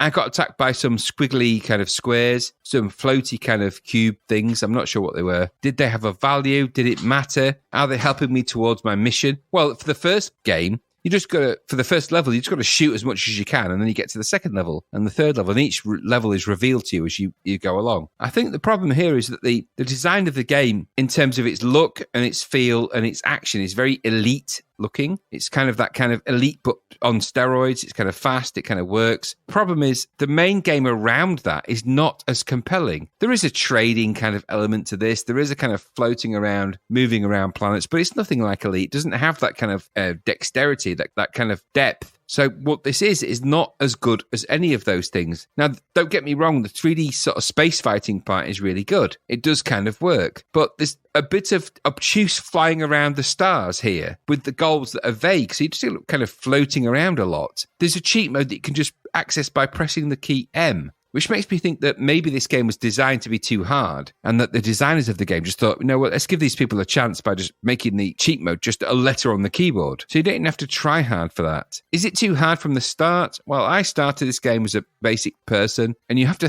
shoot in the first level, I think 40 plus enemies. Finding those enemies, that's the difficult part. It wasn't like they bombarded me all over the place. I was floating around the universe looking for stuff to do. And that's the problem with this game generally, is that the goals and the objectives are all obtuse. There's a lot of control around your experience. There's a lot of nice little features in this game. There's loads of little things to do. But the mainstay of the mission, which is to find these various items and shoot things out the sky and dock and do those things, they've made it too hard to do those things. And so because it's too hard, and because even with an autopilot on this, activating the autopilot to guide you to a planet that you've already discovered is a nightmare. It's just ridiculously difficult. And so because of that, because of the other issues and everything else, it's too hard, this game, from the start. There's a lot to like with this game, and I think it's a better blend of the 3D fighting style in terms of its sprites, but it's just too empty. This is a real example of space flight around an empty space. I imagine this is actually what real space flight and space fighting is like. We're going to war with M31 Andromeda. How far away are they? 200 million light years. How long was it going to take us to be involved in a battle? 200 years plus. All right. Well, we better settle in. That's 2 or 3 generations of people. I've already brought one book. I know, exactly. It's a very well-realised game, but there's not much more to it than the well-realised part. Sad. What about you? Yeah, I mean, I was. Is it Skyfox in space? Yeah, probably. It's like you said, it's a relatively fast 3D space blaster that has you shooting various solid 3D things. I'm not sure what they were. There's, like you said, there's cubes, there's squares that move in and out of each other, there's round things that at times look slightly Star Wars inspired. I don't know. But then you sometimes come across did you come across the refueling ship? A bit of excitement. The refueling ship appears. You can head down wormholes to a planet to upgrade weapons, which is really weird and tricky. You have to sort of turn it around and then back into it. It's dead old. It's stripped down than some shooters we've seen, and the use of solid graphics rather than vectors is good, but as you have rightly pointed out, it does get rather dull rather fast. Being told on the first planet I had to shoot 60 enemies to progress just made me slump in my chair, as not that I could find out or tell, and you couldn't either. There's no quick way to find them. You just flew about until it said a convoy was near and tried to line them up and kill some of them, then wait until another one turned up. After about 20 minutes of this, I'd killed about 10 ship, and I just decided I had better things to do with my life. Presentation is really strangely bare bones, but it's nice that it all fits into one load. That's good. I just didn't really find that much to do in this, and aside from waiting for convoys to turn up, and when they do turn up without Chris Christopherson, I just get annoyed. The holocube as well was of no use, as you've rightly pointed out, because it's really slow. and I couldn't see anything on the actual UI to give me an idea of which direction I was actually heading in. So I didn't actually know whether that was the case. Did you note anything on the UI that told you which angle you were actually facing? No. Yeah, so it's great having a dot in a box, but it's like and another dot which represents somewhere you need to go. It's like, well, am I facing the right way? And it's kind of like you have to sort of start moving and see where your 3 coordinates are changing and try and figure out from them. And it's really tricky. No, if they're giving me some coordinates to go, right, you need to be at X this, Y that, Z this. Okay, right, head that way. But they didn't do any of that. There are certainly some animations on the UI. In fact, when I pressed L, which was supposed to line me up with nearby ships, this thing started flashing on the right. But I don't know if it did anything apart from make that start flashing and beeping and flashing and beeping. If this had been a little faster in its delivery of stuff to do, and like I said, don't ask me to shoot 60 ships unless you're going to throw loads of ships at me and make it fun and a dogfight and fast and go, then, it could have been okay. But as it was, I was just bored of it by the time I turned it off. And I just had no real interest in heading back into space to try and find all these ships. Just dull. And, as you've rightly said, I imagine that's what space is like. But, it's supposed to be a space 3D shooter. But and I quite like when you were actually shooting and the stuff's moving about. I did actually quite like it. But the gaps in between those bits were interminable and just...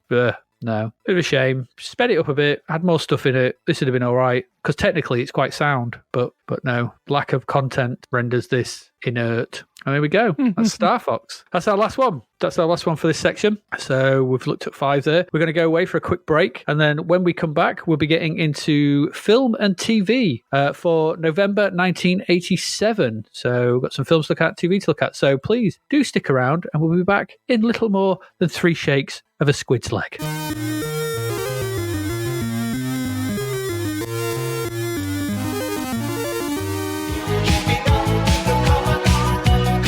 Massive Sunday roast dinners and Yorkshire puddings to our wonderful show sponsor davidhearnwriter.com, where you will find a whole load of brilliant audiobooks, bargain books, ebooks and more. David's latest amazing book, Escape from the Commodore 64, is available right now. In fact, let's go and have a sneaky listen. It would be rude not to. There was a knock on the door. Sarah and Nell looked at each other. Nell motioned she should open the door, and Sarah kept what was now known as her gun hand over her holster. Going through the unlocking routine, then pulling open the door, Sarah was greeted by a young boy wearing breeches and a hat. "I've got a secret I won't tell," the boy stated. "Keep it that way," Nell snapped, kicking the door shut in his face. "That wasn't very nice," Sarah managed, relaxing a little as Nell did the relocking of the door. "Trust me, he's a dead end. Speaking of dead, on another visit here, the entire town was deserted. The last spectre of a sheriff had shot everyone, liked his peace and quiet apparently. Thankfully, he left town on the Eidolon, the only train around these parts." Now that is a spicy meatball. Escape from the Commodore 64 is available right now. Don't listen to me yakking. Head to davidhearnwriter.com to find out more.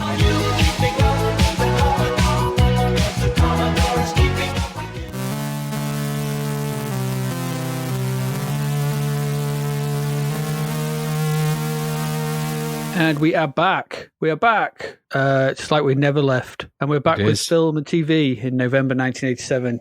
We didn't ever leave. We never left you. We never left your ears alone. We hope you never leave.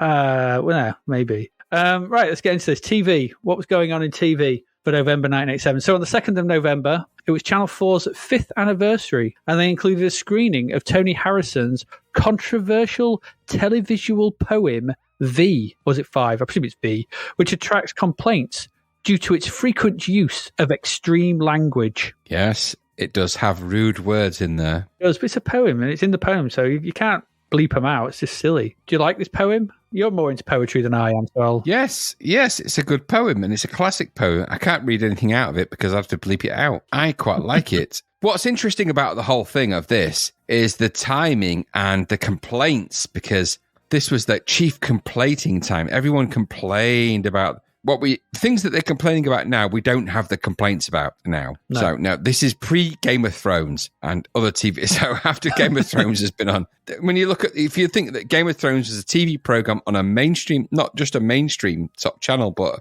a massive production, $2 million an episode or whatever. And it had very rude things in it, generally. Very, very rude. Then you look at what they're complaining about here, the use of the F word or the C word or the P word, and you think, really? How times have changed, but this is a theme of this particular episode when it comes to film and TV.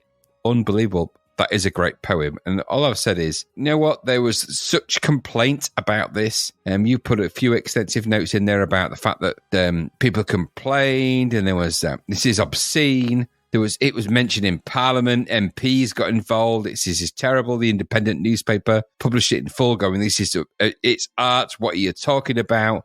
Controversy. However, nowadays you can just Google it and find it with all of those words in. It doesn't matter, does it? Really, it doesn't matter. No. We'll post a link in the show notes so you can go over it yourself. The regime of the BBC looking after the moral higher ground of people is gone. Yeah, and there is much better poetry out there that expresses that kind of thing.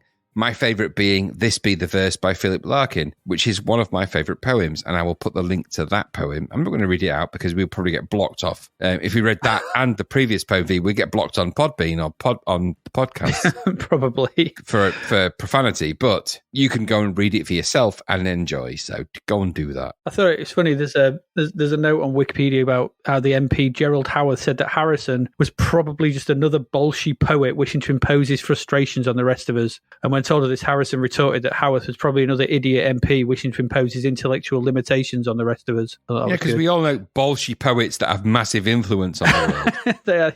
They run the country. Those bolshy poets. They're always changing stuff, setting policy and what have you. Exactly. Bolshy, a lot of them. Anyway, despite continued protests from conservative factions of the press and Parliament, the broadcast went ahead, they showed it, and there were very few complaints from viewers. And since then, this poem has been selected for study in schools. So, you know. Of course it has. Yeah. It's just words, just language. Swear words are just words. I know they are. Ridiculous. Just utterly ridiculous. Anyway. That was interesting. I did like, yeah. I was being flippant at the start there about the Arthur Scargill quote, but hey ho. 4th to the 18th of November, Damon and Debbie. It becomes the first soap bubble, which was a miniseries which took two characters from Brookside into new locations and their own story. So this was Damon Grant, I think it was. I think Brookside had already been quite controversial. I think his mum had been raped, I think, at one point, and there's loads of different things. So essentially, the actor who played Damon wanted out of the show, and he had already been used as well as a way to knock the government's YTS scheme at the time. Because in the show, he was working on a YTS, which was the youth training scheme. And when he's coming to the end of that, he says, "Oh, I'm looking forward to carrying on and getting a proper job here." And they just turn around to him and go, "No, we're just going to let you go and get more cheap labour in."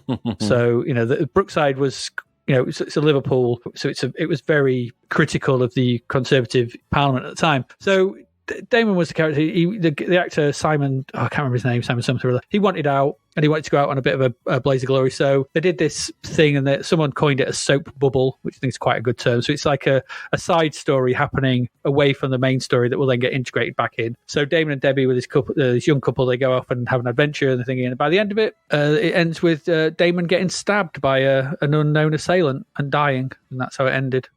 So that soap bubble was popped and filled with blood. Good old chirpy blood-filled bubble. Yeah, it's nice. Absolutely. It's nice. Yeah. Horrible. And so, yeah, it's typical Brookside, but that was that. But it was a you get lots of, I think there's been loads of those kind of things since those strange, you know, soap bubbles, I suppose you call them. I know the one that does it all the time is bloody Hollyoaks. They're always going off and doing stuff in that crazy stuff. But I imagine there's probably, I mean, did Corrie do it? Has Corrie done it? Coronation Street done it? Has EastEnders? Probably at some point. Who knows? Anyway, that's where it all started. You have that to thank. More going on in the soaps. 17th of November, and more controversy. The first episode of EastEnders to feature a gay kiss is aired on BBC One. The scene see Colin Russell, played by Michael Cashman, kiss partner Barry Clark on the forehead. And this episode attracted a record number of complaints from angry viewers. In addition, some sections of the British media react with fury, dubbing the show EastBenders, which is just shockingly bad. Unbelievable. It's just shocking. Questions are also asked in Parliament about whether it is appropriate to have gay men in a family show when AIDS is sweeping the country. Unbelievable. It's shocking. It's shocking. And we're not going back that far. We're not going back that far. It's amazing to me that something like this, which is now considered innocuous, would promote such outrage, such unfathomable argument. And I think the papers around the time who dubbed this EastBenders, they forget themselves nowadays, don't they? Because they're seen as the bastion of the narrative. They portray themselves as this righteousness of this, we are the common good, we reflect the mead. But you know what? There was a time, and it isn't that long ago, when they did not do that, when they were the scourge and the nightmares of things. And this is an example where they prompted a headline around EastBenders. Come on. It's really bad. And all over it's a kiss terrible. on the forehead. It's just... Exactly. It's that, and you can imagine at the time it was all, where is it going to lead? Where's it going to go? You know, who cares? Yeah. But it was a big deal for the people sat there watching the EastEnders and other shows for their standards of moral decency. Remember that the BBC has a remit for moral decency at its heart. Yeah. So I imagine. But it's terrible. And I still can't quite get over the language and the tenacity and the horror of the things that they put out at that time about the fact that a guy kissed another guy on the forehead. Horrible, terrible. It's wrong, terrible. And I bet Mary Whitehouse was up in arms. Yeah. Well, she would have been if she could operate her arms, but her arms were broken and shattered from a weak elbow joint and a weak shoulder joints. Absolutely. She bought herself a Shackleton's high seat chair and it ejected her. It just rejected her and just flung her across the room really fast. But she just stood at the back of her room and shouted Lazuli like that. When she did that, absolutely, people took notice. Things happened. 4 other Mary Whitehouses, all the same, appeared behind her, and the second one ate a sausage. They all enjoyed it. And then the 4th one just laid an egg, a really greasy egg. And out of that egg flied a special moth. But there you go. That's just the way it works. There you go. Yeah, all because a man kissed another man on the forehead. All because she loved milk tray. That's just...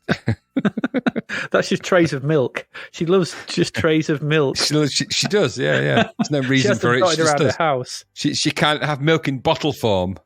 No, she goes and laps at them like a cat. Exactly. She can't have milk in bottle form or in a container. Nope. It has to be laid out in that particular format. The milkman hates delivering there. He hates it. It's like, I've got to put the milk in this bloody tray. It's a leave tray it on the milk. doorstep. Oh my God. No. She'll know I've spilt some because she's 92. She's nearly dead. Surely this must end soon. this tray madness, this milky tray madness. Anyway, 22nd of November, there was the final edition of the 1987 run of Play Your Cards Right. The series disappeared from ITV after this date. No one knew where it went. It just disappeared. It didn't turn up again until March 1994. Well, it would do, because it fell through a time slip. Bruce Forsyth was a vampire and he can only exist in a certain frame and a time on those shows. And if it exceeded those things, he needed to drink blood, and that's what happened. He needed 7 years to rejuvenate. Exactly. It's like that. What's it called? Jeepers Creepers. Just went to Bruce his Forsyth cave. Formed a husk. Just sort of. His wings enveloped him and he formed a husk, and then a few years later he'd come out of that husk and hunt based on smell and taste. Jeepers, play your cards right. Where'd you get those peepers? All right. Nice to see you. To see you nice. You got nice eyes. I'm having them. I'm having them. Your tongue smells nice. And that's a weird thing to say, but it's true. I know. I really don't like that when you say that to me when I come around your house. It's really unpleasant. Your tongue smells nice. Leave me be. You got a real pretty tongue. To be fair, I really like Play Your Cards Right. It's one of my favourite game shows. I don't know why. It was just I always liked that on a Friday night. It was always a good start for Friday night. Why. Yeah, I know it does. Is it higher than 7? Oh, it's an 8. Ooh. I always used to get very excited at Play Your Cards Right. That was great. You get a pair of couples on and a bit of Brucey banter. Awesome stuff. Loved it. All right, dollies, do your dealing. Yeah, that too. Meanwhile, they're all like there with their little 10 quid and 8 quid deals. Right, how much do you want? For Christ's sake, I ain't got my scales with me. Not that kind of dealing, dollies. What I meant was in more of a fun way. Not in a dramatic drug-infused way. Okay. That's why it got taken off the air for 7 years. That's where we're going now. Okay. There's the missing last episode where Bruce is stoned out of his gourd. Nice to see you. Hi. To see you. All right, what we got? New Bruce. shows. That's let's leave the Hi Bruce Forsyth in the past. Hi Bruce. Second of November was the Gemini Factor. New show: a twin brother and sister separated at birth, two halves forming the yin and yang, two telepathic minds, an ancient clock tower. A mystery to keep the mind alert. 6 episodes of utter shite. I don't remember this. Have you ever watched it? Yes, it was crap. Who was utter in it? That doesn't matter who was in it. No one you know. I really don't remember this at all. Greg, nobody, and Bobby who gives a shit. They were in it. Is it? What was it? ITV? Is it just crap mid-80s sort of serious sci-fi? It's crap. Exactly, it's crap. It's an attempt at kind of semi-serious. It ran for 6 episodes and they cancelled it. That's all that you need to know. Yeah, fair enough. Probably. Well, as long as it might have told its story in all those 6 episodes. No, stop trying to give more credit to it. It ended after 6 episodes for good reasons. Let's leave it there. Move on. Walk away. Away. I just wanted the yin and yang. Walk away. 4th of November, there was A Perfect Spy, which was a BBC adaptation of John le Carré's novel A Perfect Spy. And this series was nominated for 5 BAFTA awards in 1988 and was heralded as being quite good. As good as Tinker Tailor Soldier Spy, in fact. Maybe, as I like to think of it, though. Just if you're going to say something is the what did they say? It wasn't the winner, it was the runner-up, right? Yeah. So that's just like saying it's the best loser. Oh, it's taking part that counts, man. Whatever. You made that program and it was boring and stupid. Yeah, so, true. I would have liked it. Goodbye. So long. Farewell. Auf Wiedersehen. Goodbye. 11th of November, Headliners, which ran for 2 years. It was a game show based on news headlines. Interesting. Have I got news for you? And Mock the Week, but a decade too early. Yeah, heavily influenced those things. And Derek Jameson was actually an ex-Fleet Street News journalist. Yeah. Gobby sort of person that he was, but he suited that kind of TV show really well. So it was supposed to be, according to what I read, it was supposed to be hosted by Eamon Andrews, but he couldn't do it due to being dead. Yeah, he died. He died. Yeah. So other he's contractually unavailable. He was, yeah. But so Derek Jameson ended up with it. I posted a picture there of what it looked like. Yeah. Derek Jameson was a cool guy. He was very loud. Cockney he was really guy. Yeah, it's like, right, you bloody people, blah blah blah blah blah. I'm trying to gate my language because he swore a lot. So, but that was Headliners. I'd never heard of it, but it was, like I said, just a decade too early. Because I Got News for You was mid-90s when that started. Absolutely, early it's all 90s. Borrowed from that style. Yeah, so totally. 16th of November, Simon and the Witch. No, I didn't know this at all. I knew of it. I've never heard of it. I suppose it's a long-running series of children's books. It is, or something. yeah, both. And I know of Simon and the Witch, and I know that it was on, and they got quite a bit of production around it, and from what I can gather, it was quite well received. But I never watched it. It wasn't my thing. 1987 to 1988, in terms of that kind of show. I think it was more for kids. Yeah, Simon was doing funny stuff. The Witch made him do, always floated in his own bedroom. Oh, look, he's made a car disappear. No, not for me. No. Not for me. I was trading with 40 countries in the world in pirated software at that time. The nuances of Simon the Witch were irrelevant to me. Just to say, it was a book by Margaret Stewart Barry and illustrated by Linda Birch. So Simon is a very sensible young schoolboy whose friend is a real witch, and she's very silly and a huge show-off. 17th of November, Fireman Sam started, which ran forever, by the looks of it.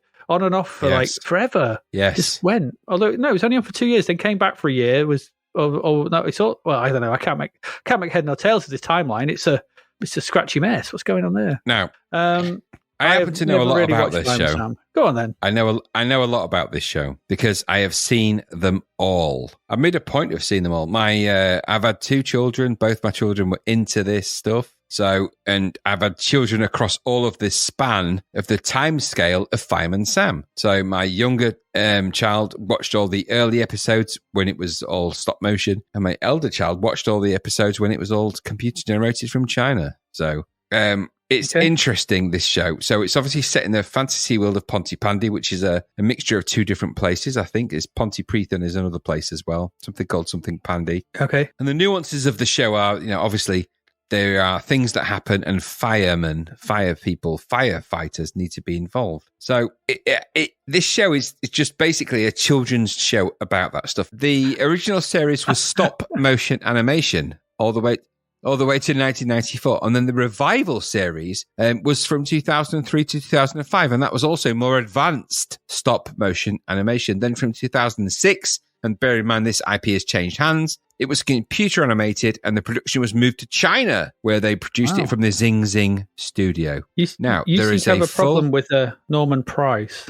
Well, I do because, and I'll come to this, I have watched every episode of this show. I have every single one, and I quite like it in its own little way. And there's an entire series overview which we'll link in the show notes. However, Norman Price is a character in this. Norman Price is a kid who's a character in Fireman Sam, who periodically in the early iterations of Fireman Sam was just a kid that had some problems, some issues. He would just, occasionally start fires or get into a situation, Fireman Sam or Fire People Sam, Fire Person Sam would come to his rescue and everything would be great. And that's all good and well, because there was other characters that did stupid stuff as well, and there was. However, that changed. That changed in 2005 for the season 5, and it changed forever. From that moment forth, naughty Norman Price became the devil of that village, that place. And you don't have to believe me. You can look it up. You can go to the season 5 overview.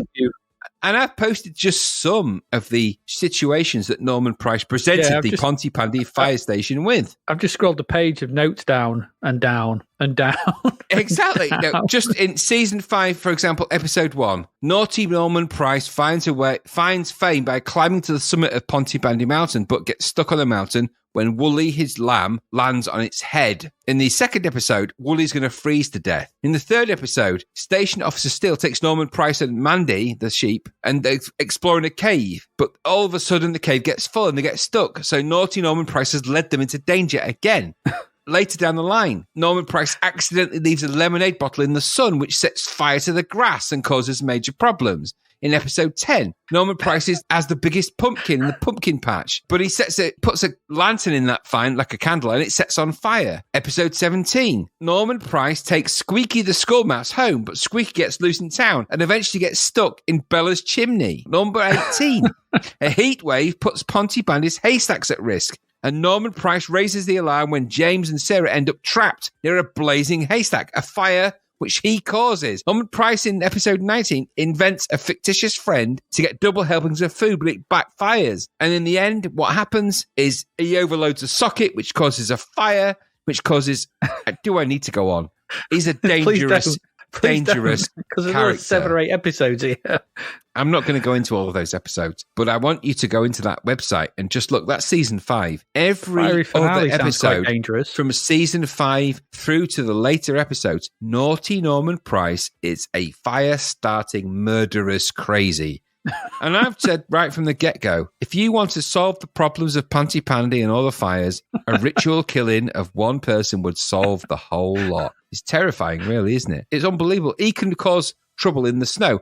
In the last episode of season 5, Norman Price decides to go and get something from one of the mountainsides when it's been snowy and get stuck in an avalanche. The guy is crazy and dangerous. A monster. Demon. It's a demon. Anyway, I'm just saying.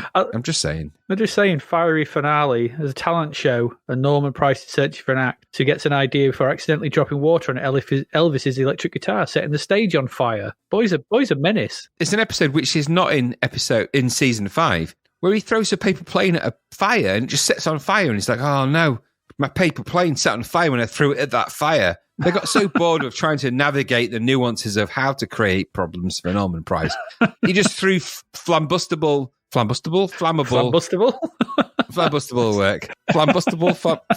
and combustible materials into just fires, just to start them off, because he's a loony. and dangerous. Anyway, there we go. So let's move on. Move on to film. Let's move on. That was Fireman Sam. He's everyone. dangerous. Move on.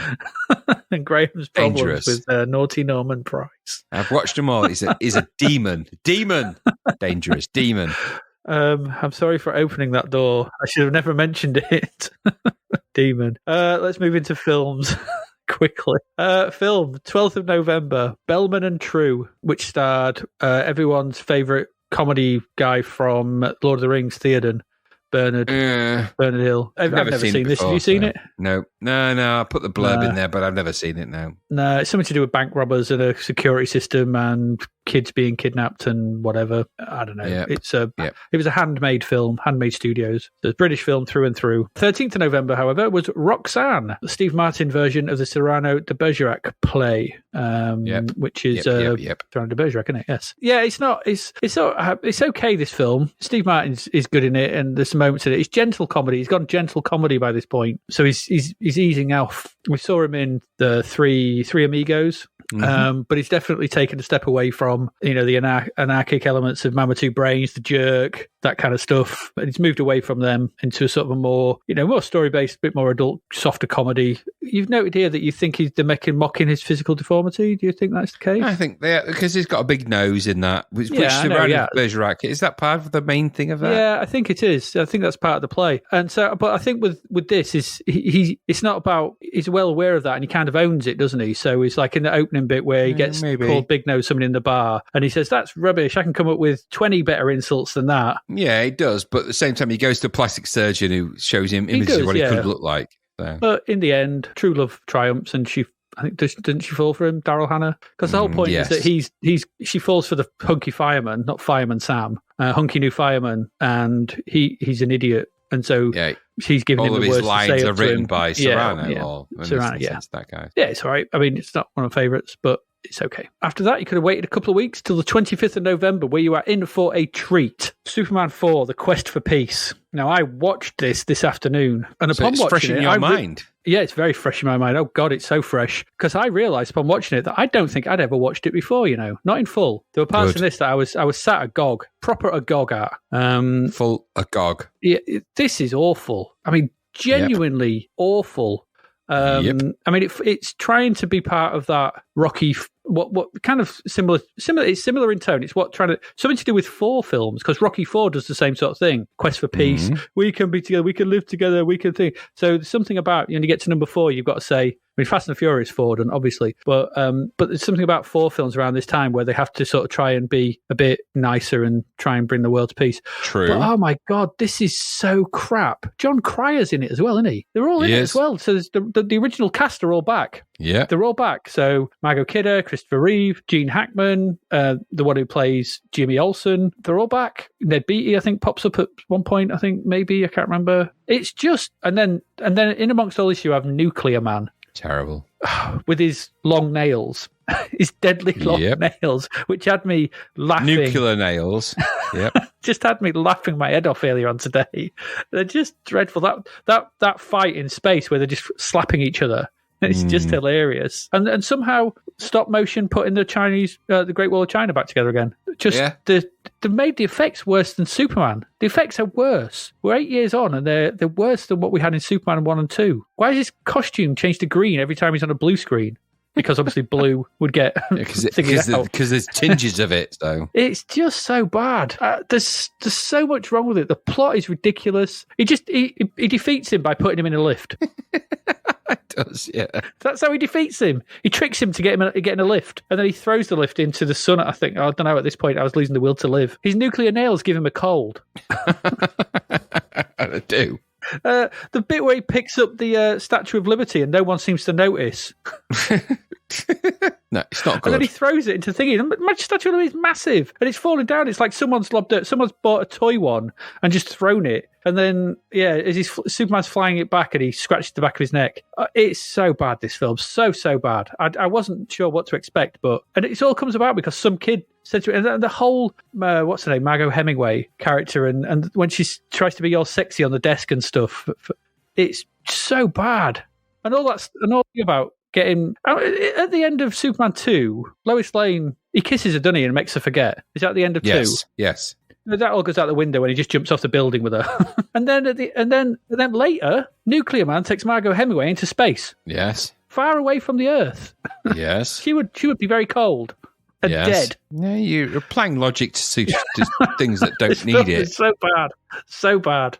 Oh, Jesus. Go on. You have at it, because I couldn't take it. What can you say about Superman 4? This was a film that was horrifically cut. There was 40 minutes of footage removed from the final thing. That's a good thing, if it's anything like what's in it. The budget was changed from something like 40-odd million to like 20 million or maybe less. Christopher Reeve demanded 6 million of that and demanded that he had his own story. So this story is written by Christopher Reeve. But the whole Nuclear Man thing and all that is Christopher Reeve's design. He designed that.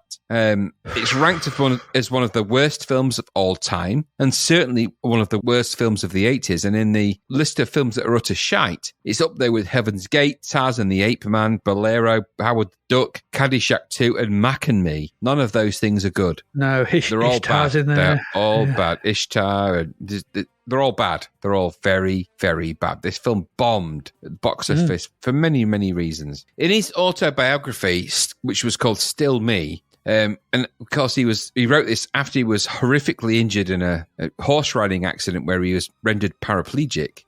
He wrote, when he described the movie, "We were also hampered by budget constraints and cutbacks in all departments. Cannon had nearly 30 projects in the works at the time, and Superman 4 received no special consideration. For example, Connor and Rosenthal wrote a script in which Superman lands on 42nd Street and walks down the double yellow lines to the United Nations where he gives a speech. If that had been a scene in Superman 1, we would have actually got shot on 42nd Street. Richard Donner would have choreographed hundreds of pedestrians and vehicles and cut to people gawking out of office windows at the sight of Superman walking down the street like the Pied Piper. Instead, we had to shoot at an industrial park in England in the rain, with about 100 extras, not a car in sight, and a dozen pigeons thrown in for atmosphere." Even if the story had been brilliant, I don't think that we could ever have lived up to the audience's expectations with this approach. So the truth is that everything about Superman 4 is a compromise of something that should have been and is less, and it's massively shit.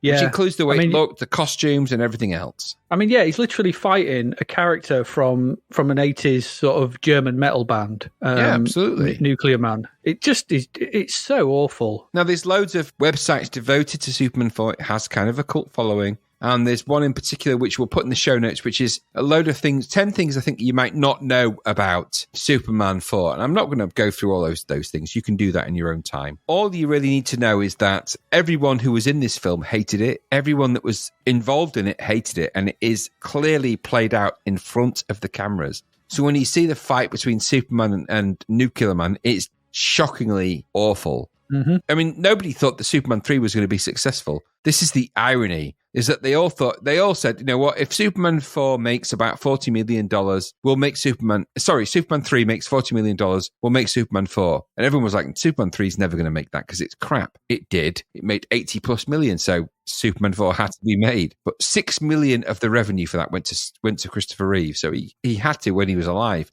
Hold himself accountable for the shocking output of what happened. And there's a couple of horrific special effects, which we'll post in our show notes. There's so many bad... There's not one good effect in it. Terrible thing is, I like Christopher Reeve as Superman. I liked his approach. I like that style. I like Superman 3. But 4 is such dog egg. It's really... It's hard to like, even for a person that really likes Superman and that era of those films. It's awful. Terrible. It is. Terrible. It is awful. There we go. Superman 4, Quest for Arse. 26th of November, which probably should have gone and seen this instead. It's Cry Freedom, which is the Richard Attenborough film about the South African activist Stephen Biko.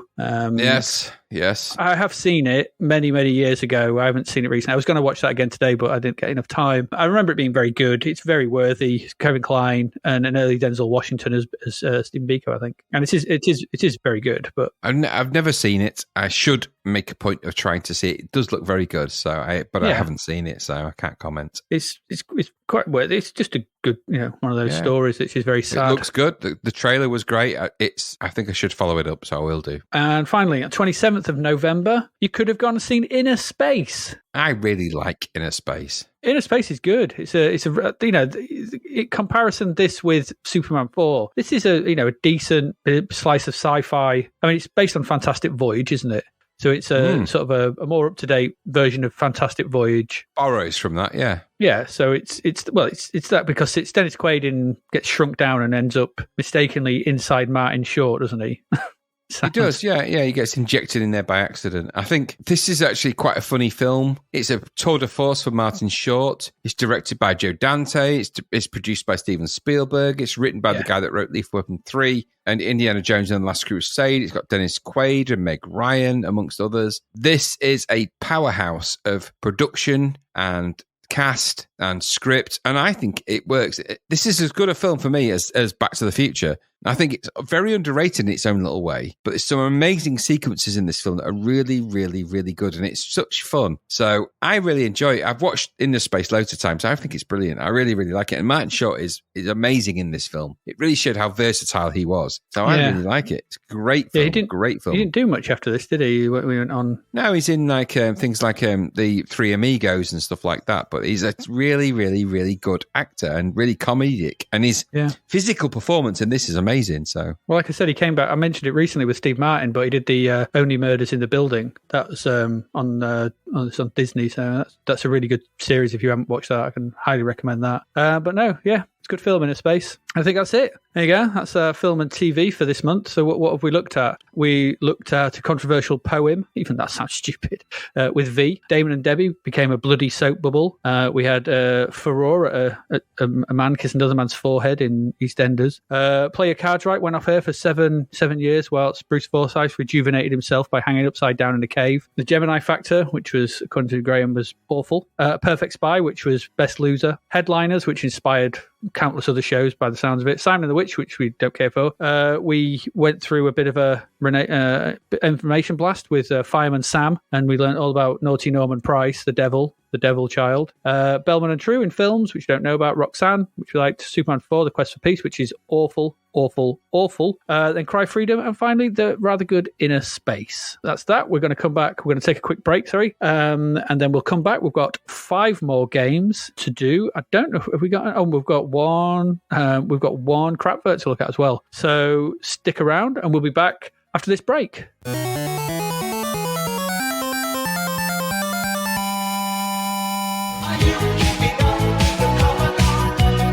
Sun, Sea and Chippy Tea to our sponsor, DavidHearnWriter.com. Let's take another listen to his amazing new book, Escape from the Commodore 64. At last, Sarah thought.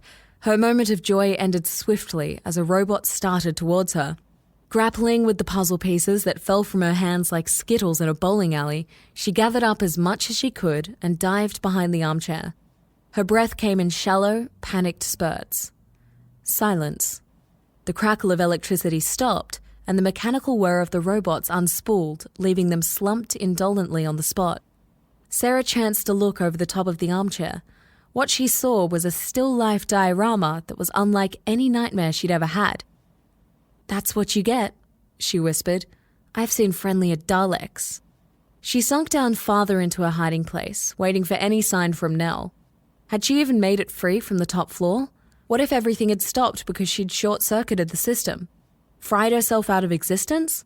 Something pulled at her t-shirt, bringing her to her feet, and she screamed. As the Mayor of Targ, I declare this book awesome. Escape from the Commodore 64 audiobook is out right now. Visit DavidHearnWriter.com today. What are you waiting for?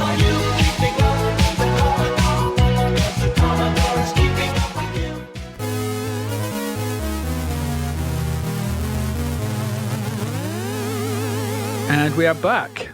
We've got 5 more games, as I said. So let's just not beat around the bush. Let's just get straight in, because our first one is, well, it's another interesting one, another good one maybe. This is Enlightenment.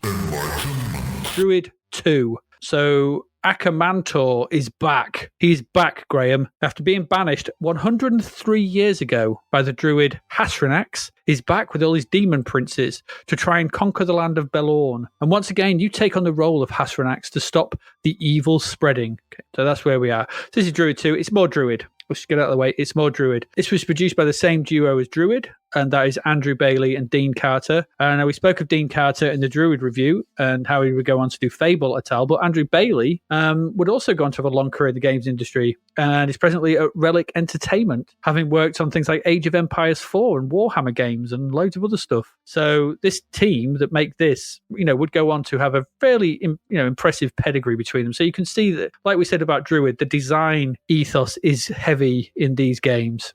So anyway, Druid II Enlightenment builds on the first game, but when you start playing this, you could be mistaken for thinking it's very much more of the same. And to some degree, that's true, really. Druid 2 looks very like its forebear. It has the same graphical style and gameplay. So the game is seen from the top down, and a little druid wanders about the landscape in his blue robe, casting spells and the like. It's obviously a gauntlet variant in its presentational style, but changes things up, obviously, from that game by, like the first game, setting the game on land rather than in dungeons. So we're above ground rather than underground, as we are always in Gauntlet. So this allows for a much greater variety of locations and settings as you move from level to level. And the landscape can be changed much easier than being just in dungeons and walls and grey floors. So in the first game, pardon me, the UI took up the top third of the screen, and the game happened in the bottom third, or the bottom 2/3, top half, and whatever. Here, they've swapped it, so the game takes place in the top third. Strangely enough, top half, whilst the UI takes up the bottom half. Don't know why. So another change is due to the UI having more elements. The game window does not take up the entire top 2/3 of the screen. It takes up the top right is left for the druid's health, which is represented by a twisted pillar. It's like a pillar or a piece of rope that slowly depletes as you take hits. So the playing area is a little bit smaller than what we had in Druid. So as noted, the UI is different in this one. So in the first one, it was, you had your 3 spells, you had told with your golem, your health and things like that, and the golem's health. You didn't need much information in that one, but there's more to take on board in this one. So in this one, you now have space for up to 8 spells and to be carried at any one time. There were 4 in the other one, and they were set. So you might find these spells like Chaos or the Golem and things like that. And they were set in stone. Here, you can pick and choose, and you can basically assign them to any of your 8 slots. So any of these 8 little slots in the UI. And when you do assign them, there's a little graphical representation of any of the spells show up in that slot. That also includes keys and things like that. So keys also have to be put in a slot.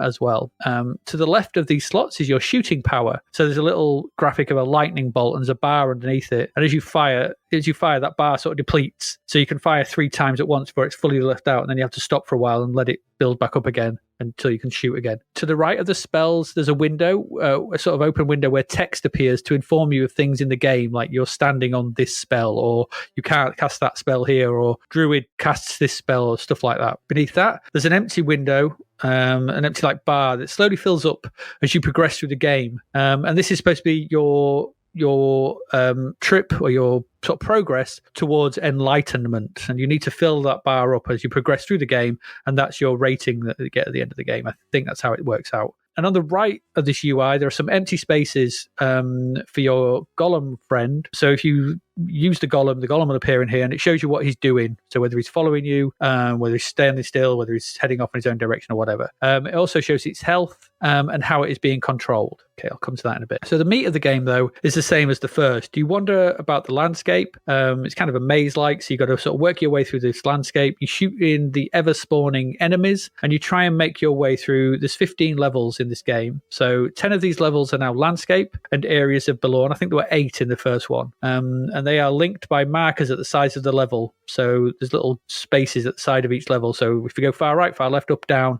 there's little marks. And if you walk through them, that's how you progress from left to right. So you can go back and forth between the levels quite easily. I think the first one, it was pretty much all underground. You went down steps in the first one. It was pretty much all underground. This is all on top of ground mostly. And the 5 remaining levels are the 5 levels, I think, of Akamantor's tower that you have to ascend until you can finally get to Akamantor and kill him. So there's demon princes as well. They're dotted about the land. 3 of them exist in the land of Balorn. I think there's 1 in snow, 1 in the fire, and 1 somewhere else. You've got to kill all these. And the other 2 are in the first two sort of floors of Akamantor's tower. The thing to say about this game is it's tough. This is a tough game, and making your way through it in single player will take some doing. So it's a good job that, just like in the first game, the golem can be controlled again by a second player. And this makes for a very quite enjoyable co-op experience as ever. So co-oping with someone rather than like in Gauntlet, whereas it's always better in two players. These kind of things are better with more players, and this is no different. So the golem here is like the first one. They can't shoot, but they've got very, very high strength levels or high healing or high health bar. And so all they do is they can walk into and they kill off everything before it can get to the druid. And that's your point. You're a protection. You're a protector. You're like a bouncer. You're the druid's minder, basically. It could always be just Terry Strong, this golem. And if I'm honest, it needs to be played that way to really make progress, because the enemies are relentless. They are relentless, and trying to fight them off, control a golem, sort out slots in the inventory for spells, and decide whether to pick up a spell or not, it's almost overwhelming in single player. Because this game has a much bigger arsenal of spells to discover. There's 25 of them, in fact. And I'm not going to go through them all, but they range from buffs to the player and their arsenal. So you can get extra health and strength and things like that. You can lay down walls of fire and water to stop the enemies coming towards you, to kill them on touch.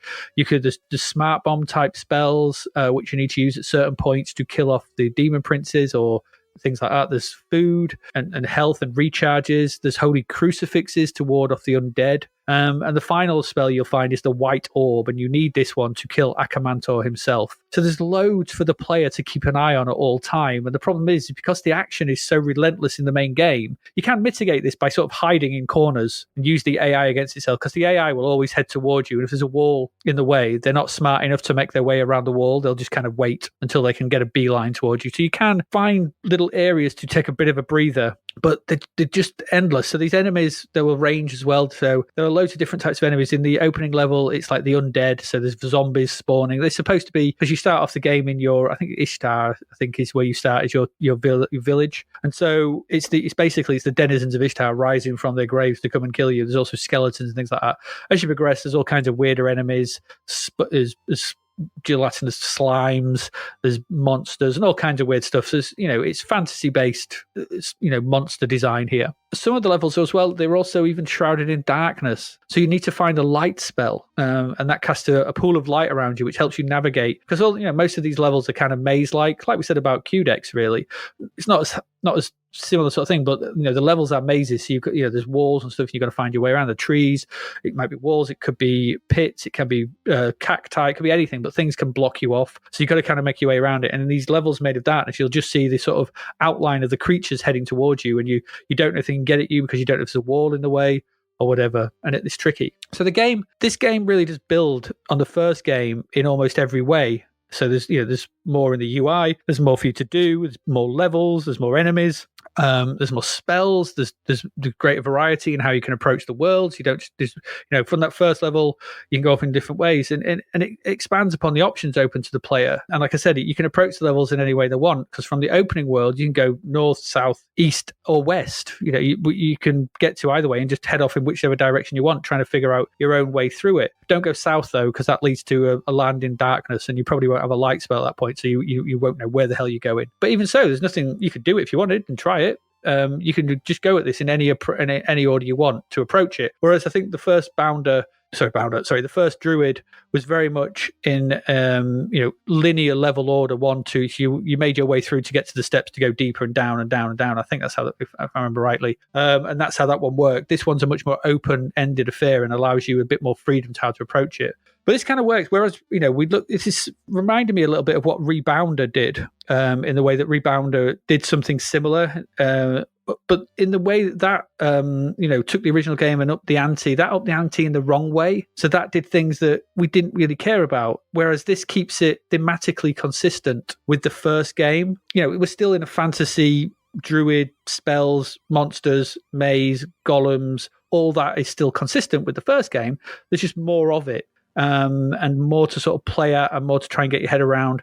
The only thing with that is I think it really needs 2 players to go at this. So probably player 2 would be controlling the golem and helping on the keyboard while the druid is walking around trying to pick up spells, because spells in the landscape, they're not in chests anymore.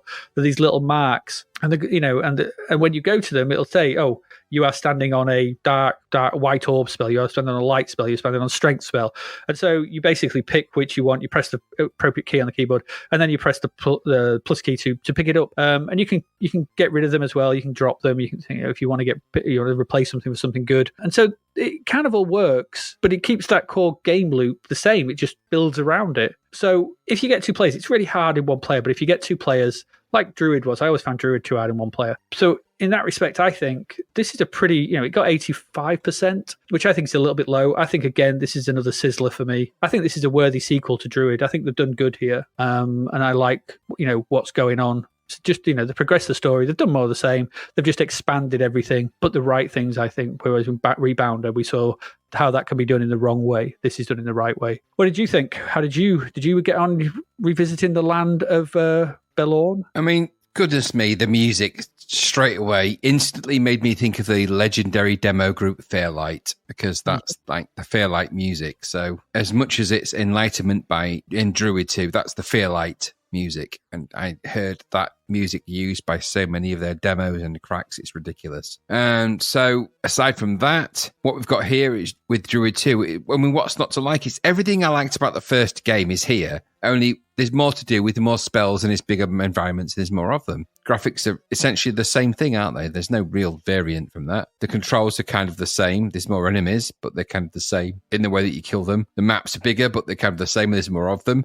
It's a sequel. It's a proper sequel. Yes, exactly. And as such, it's a great game because it's a sequel. It builds on the first game. So there's a lot to learn, I think, from making games that are sequels and learning from it. Because we've gone through a few sequels during the time of this podcast, and some of them have been successful. Many of them have not. The principle of this game is that they take the core concepts of Druid, expand on it a little bit, but keep the general central tenet the same. That is a winning formula for this because the central tenet was good. Now, the problem you get with that is if you have to like Druid to want to continue to Druid 2, is there a good in for Druid 2 people that never encountered Druid? I don't know. And does it matter really anyway? I like Druid 2. I like the presentation. I like the style. It's all from Druid, really. Like you said, they shifted the menu from the top to the bottom, and there's a few navigational shifts, and there's 25 more spells to remember, and there's loads of other stuff to do. They've upped the ante on Druid, which is what you want, but they've kept the gameplay and the core idea the same. That is also what you want. I think it got a bit of a bum's rush in the Zapped review, 85%. I'd have given it higher. I think that it's a really worthwhile sequel to Druid, and it's genuinely quite good, and it follows nicely from that logic. So what is not to like? Why did it get such a, and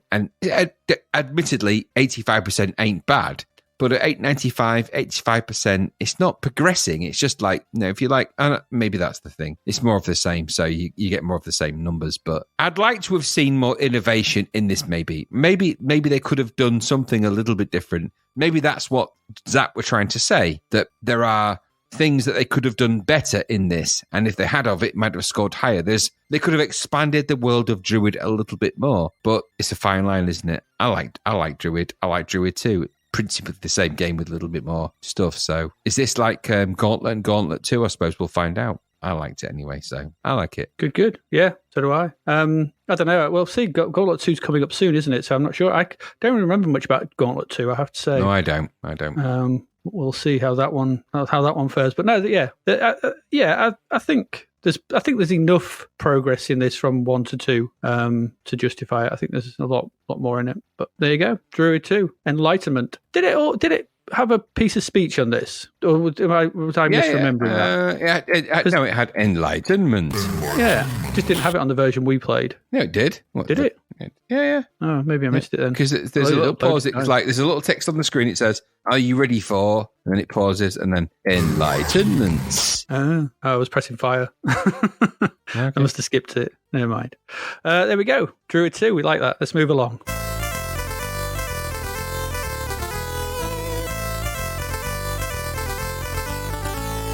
And Graham, tell us what it's like to have tunnel vision. The future of racing is here, and it's now for £2. Woo! The creator of this game is Graham Bly, and the title screen is Bav. good old Bav, and the musician was Graham Blight. Now, this if there was ever a game that is Marmite, this is the game. Some people like this game from Racket. Some people like this game from these designers and these developers, and some people hate it. There are people that say it's proto Wipeout, that there's space for that argument, and that this has elements of that, and there's quite a lot to it. There's other people that just say it's a blocky monstrosity that makes you want to pull your eyebrows out. And there's everything in between. Tunnel Vision is a game that is set in the distant future where there's one or two players and you have to drive a craft around your various tunnels or tracks, and you have to capture an orb and take the orb to the finish line. So you've got to capture a ball, take it to the finish line.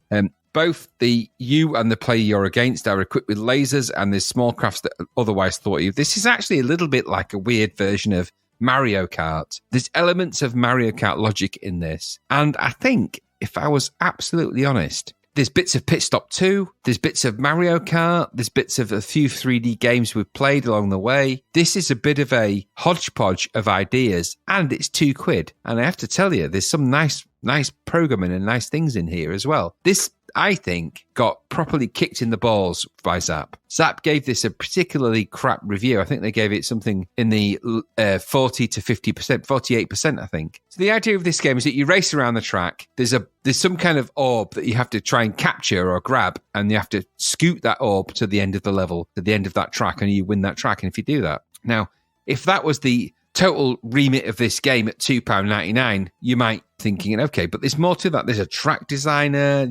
There's a lot of parameters you can adjust. There's a lot to this game. And the way this game plays out in terms of its split screen view is very Pit Stop 2. So there's play 1 is at the top, play 2 is at the bottom. You've got on the right-hand side, you've got your map, which is the map of the track, and you've got to scoot your way around that. You get this kind of 3D view, but you're kind of, in that kind of tradition of, when I say 3D, imagine a square or a rectangle zooming towards you, and then another rectangle zooming towards you, and that kind of view. It's that kind of 3D-esque thing. Mm-hmm. And you've got a sprite that you control. And you've got to navigate this thing around this track. If you fly off the track or you go to your left, you get this kind of ziggy-zaggy sort of thing on the screen. You get some feedback. You can shoot, so you can hamper the player that you're against. It's 1 or 2 player. And you can really sort of navigate and fly your way around. Now, there's a lot of argument, because this is a game, I think, that's quite divisive. What you have to remember at the heart of this is that this is a $1.99 game. So as part of that $1.99 logic, is it going to be as polished and as have all the production values of maybe a bigger game? Well, this actually does.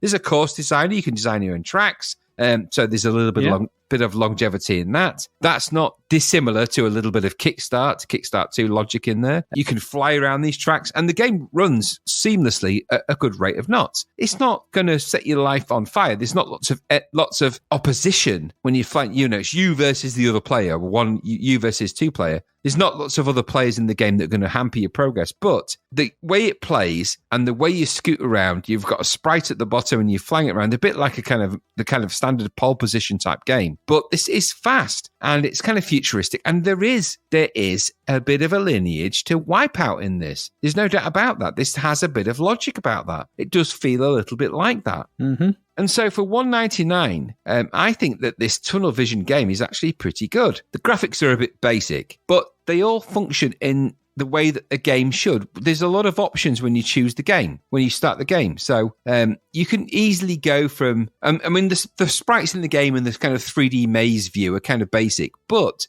that's the context of this game. That's what you are. It's not a Formula One racing game. You got fuel, you got speed, you got shields, you got those things. You got to get the orb to the side, so you've got to navigate that kind of space. It doesn't do more than that in that kind of context of the game logic, which is great because that's all you need really to know. So when you're flying around the track, trying to figure things out, you've gone through all the various game options, so you can choose a tunnel, you can choose the number of orbs, you can choose the skill level, you've got timeouts in there as well. You've got tunnel editor, you could choose the game. I think there's a lot to this game for £2. And I think it's definitely worth more than the Zap review gave it. Now, that consensus is also argued on Lemon64, where the reviews of the game are all saying the same thing. This game was given a harsh brush by Zap.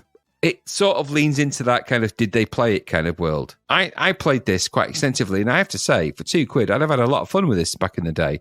I thought this was good. So I enjoyed Tunnel Vision. I think it deserved more in the 70s to 80s in a review for me. What about you? Yeah, I'm kind of very similar.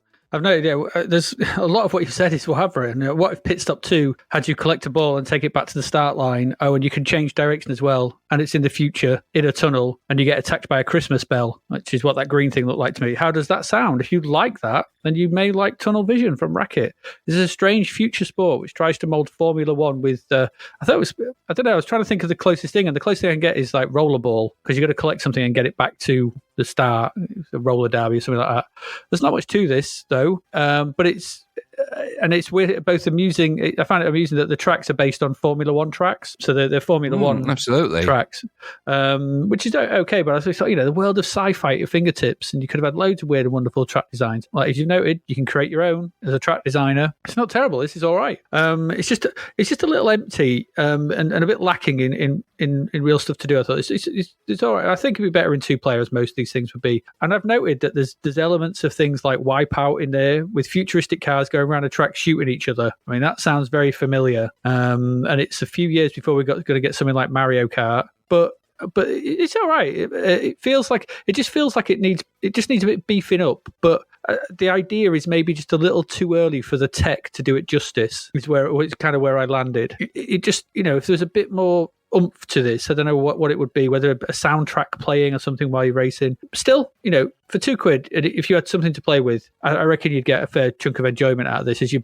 beat each other up, trying to get that ball, flipping back and forth, going back and forth around the track and trying to get it back. Especially if, set it to like, you got to score 3 or 5. It'll go on for quite a while, I think. Yeah, it's worth more than 48%, way more. And I think that Either they only played it in one player and didn't give it a proper chance, kind of looked at it and went, oh, it looks really boring, and didn't give it much of a go. But those visuals, and they move fast. The split screen, that 3D sort of split screen affair moves pretty fast once you get going. Corners work, everything works. And I like the fact that when you get the ball, you lose, it's just a little bit, you lose 10 miles per hour from your speed. So you can only go 190 rather than 200 top normal speed. There's a lot of good parameters in this game. There is. So that sort of thing, so that the one behind you can catch you up slowly, but it's a case of, it leads to, got to get to the finish line, but they're trying to catch you up and shoot you. Yeah, I quite enjoyed this. It was all right. £2 worth of futuristic racing. Yeah, fine by me. There you go. Tunnel Vision. Maybe Zap got Tunnel Vision on this one somehow. Don't know. Let's move along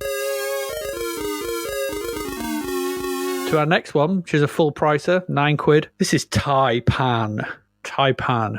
So, and this is another book conversion from James Clavell. You don't get book conversions from James Clavell these days, do you? That's weird. And this time, it's the second book. It is the second book in the Asian saga. The first was a book called King Rat. Tai-Pan was second. Shogun was third. Noble House fourth. Whirlwind was fifth.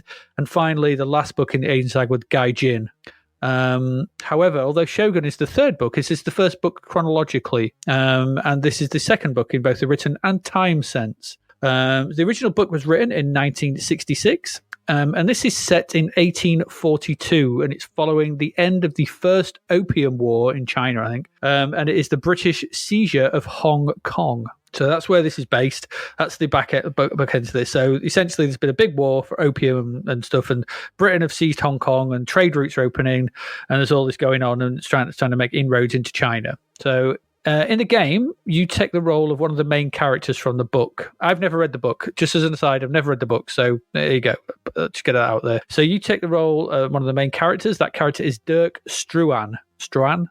And your goal is to reap the rewards of the new trading routes open around Hong Kong and make your fortune. So at the start of the game, you have nothing. You're basically in the streets of Canton, I think it is, and you have nothing, and you must wander the streets.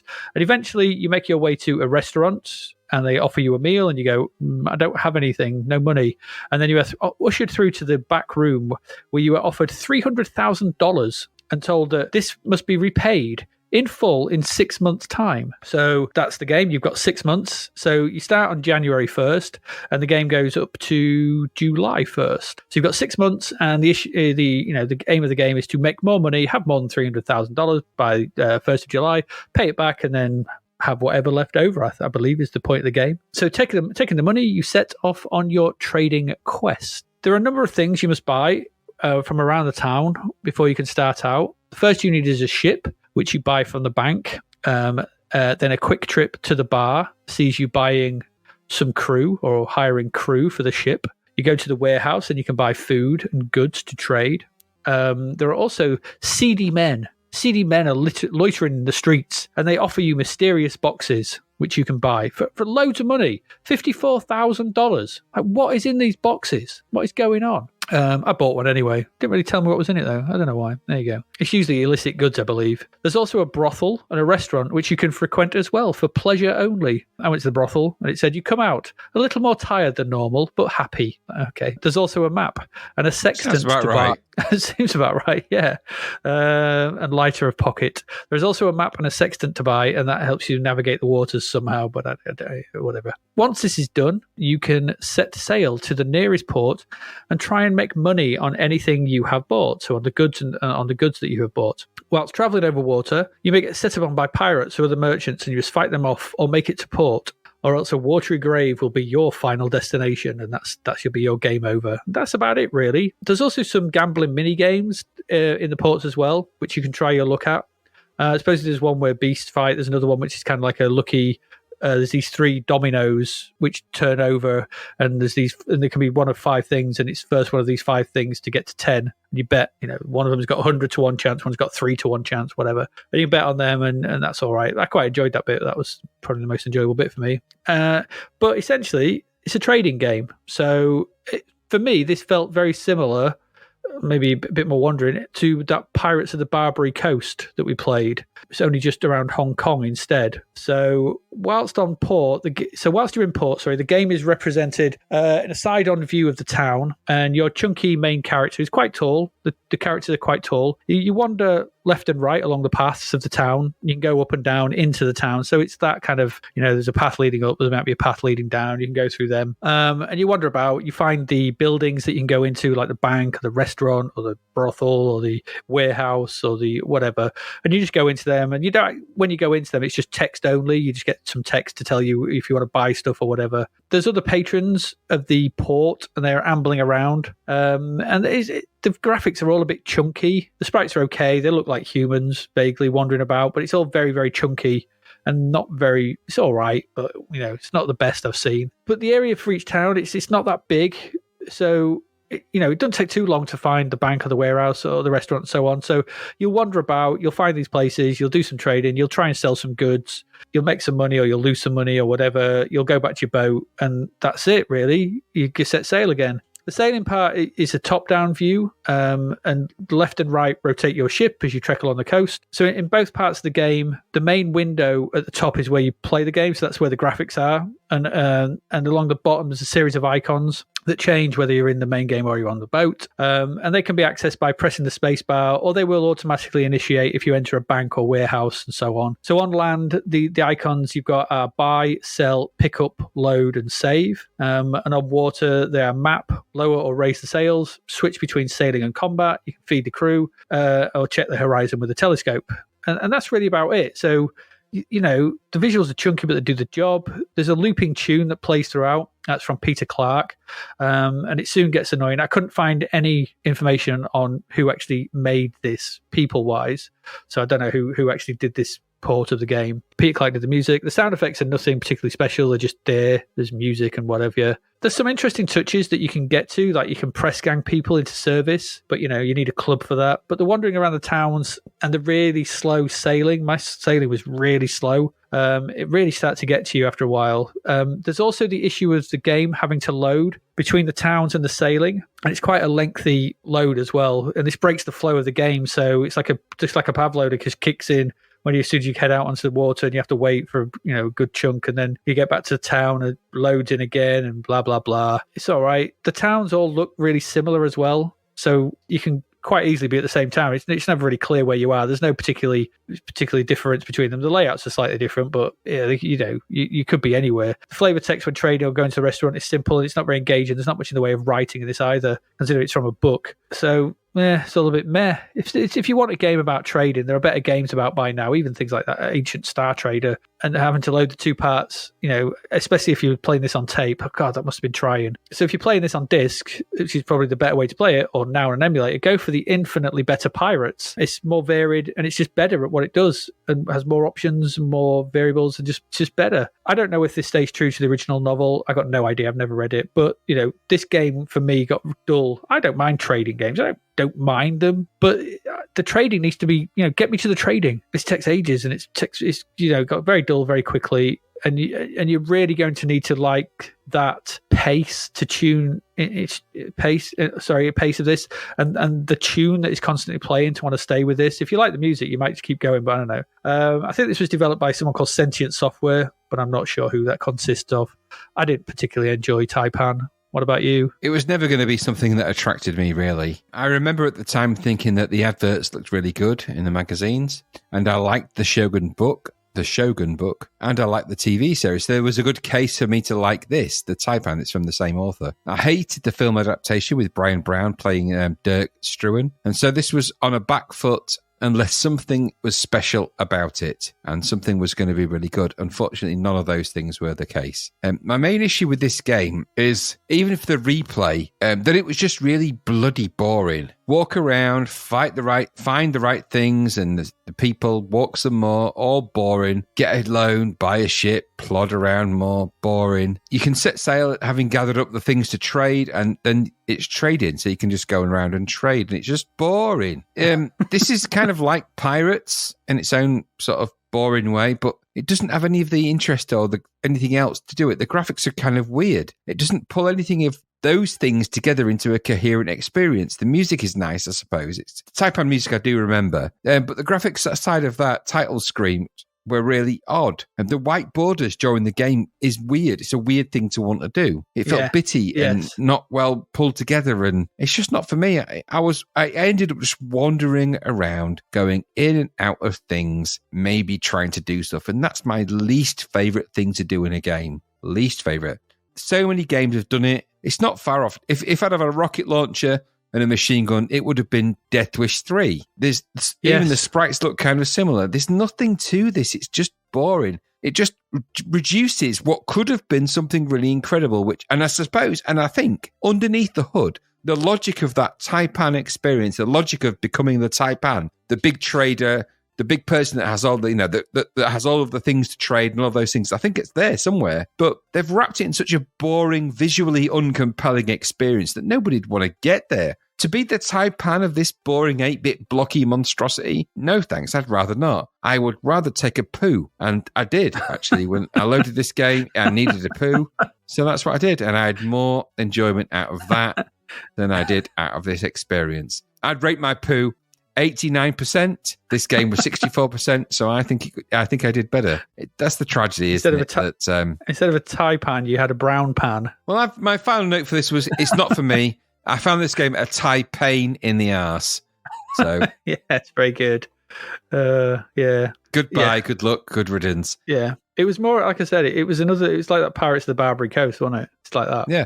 But the coasts weren't Barbary. They were just, they were full of Chinese lanterns. Some of which were very old.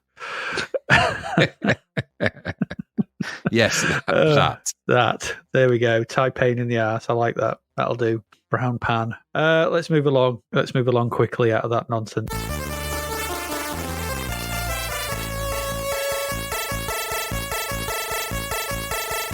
And Graham, tell us what it's like to be a special agent. Music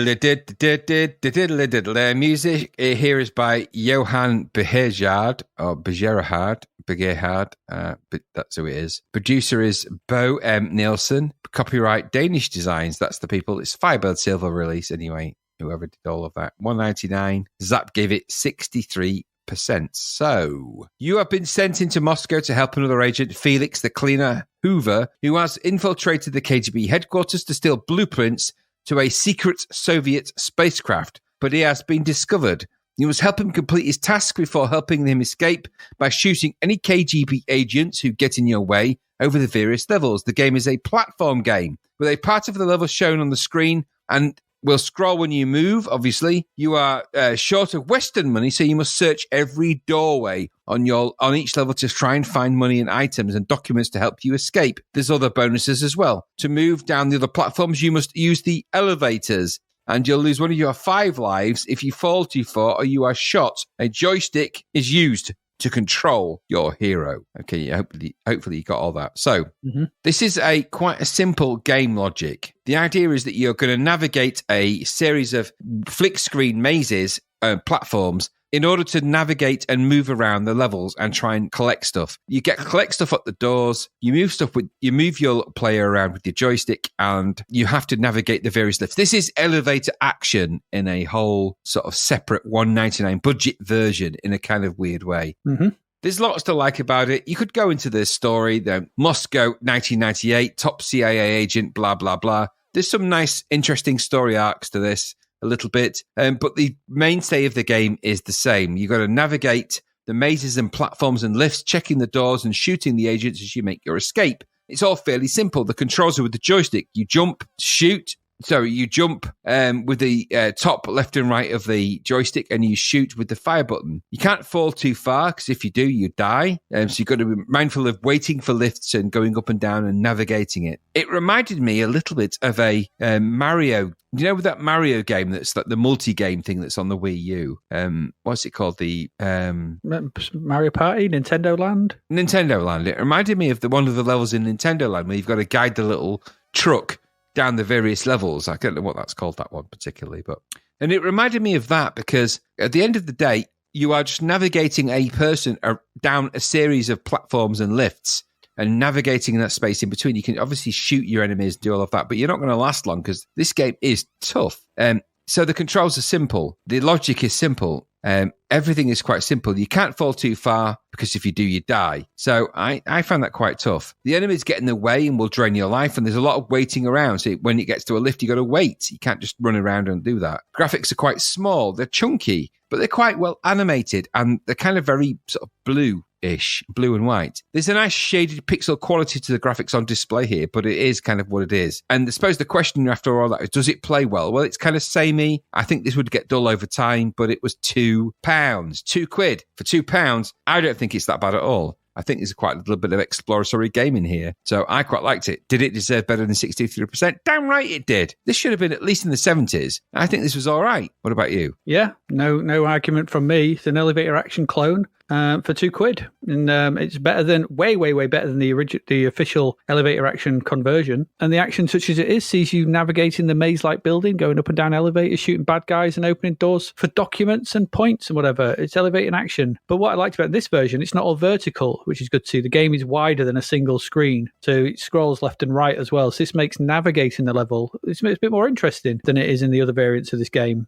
The animation is really good. There's really nice death animations when anyone gets killed, whether you die or they die. And I really like the bad guy sprites as they wander back and forth in their suits and hats and Tommy guns. They're really well drawn. They looked the part. I thought they were really cool. They're really well drawn and animated. The backdrops are a bit bland, but although I did like the TV screen with the advert on, like CMVG, Zap, Coke and stuff. That was quite a nice touch. Sound is okay. Appropriate effects. There's an okay tune on the title screen. The main issue I had with the game, I did like it, but I thought it was just a bit too slow. It's just too slow.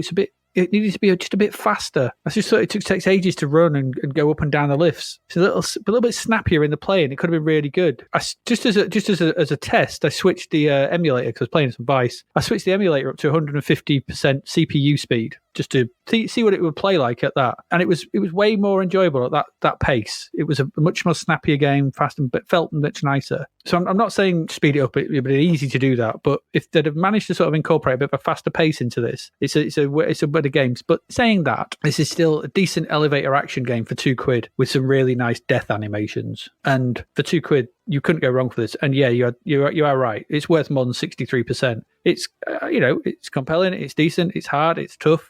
But it all works. It looks nice, and it's got a strange loading screen with what looks like a grinning Texan or something. I don't know, with blonde hair. It's a very brown, all the brown. But yeah, I like Special Agent, so it was all right. There you go. It's not too bad games here this month. We've got one more. Should we get into our last one? Do it. Let's get into it. Let's do it.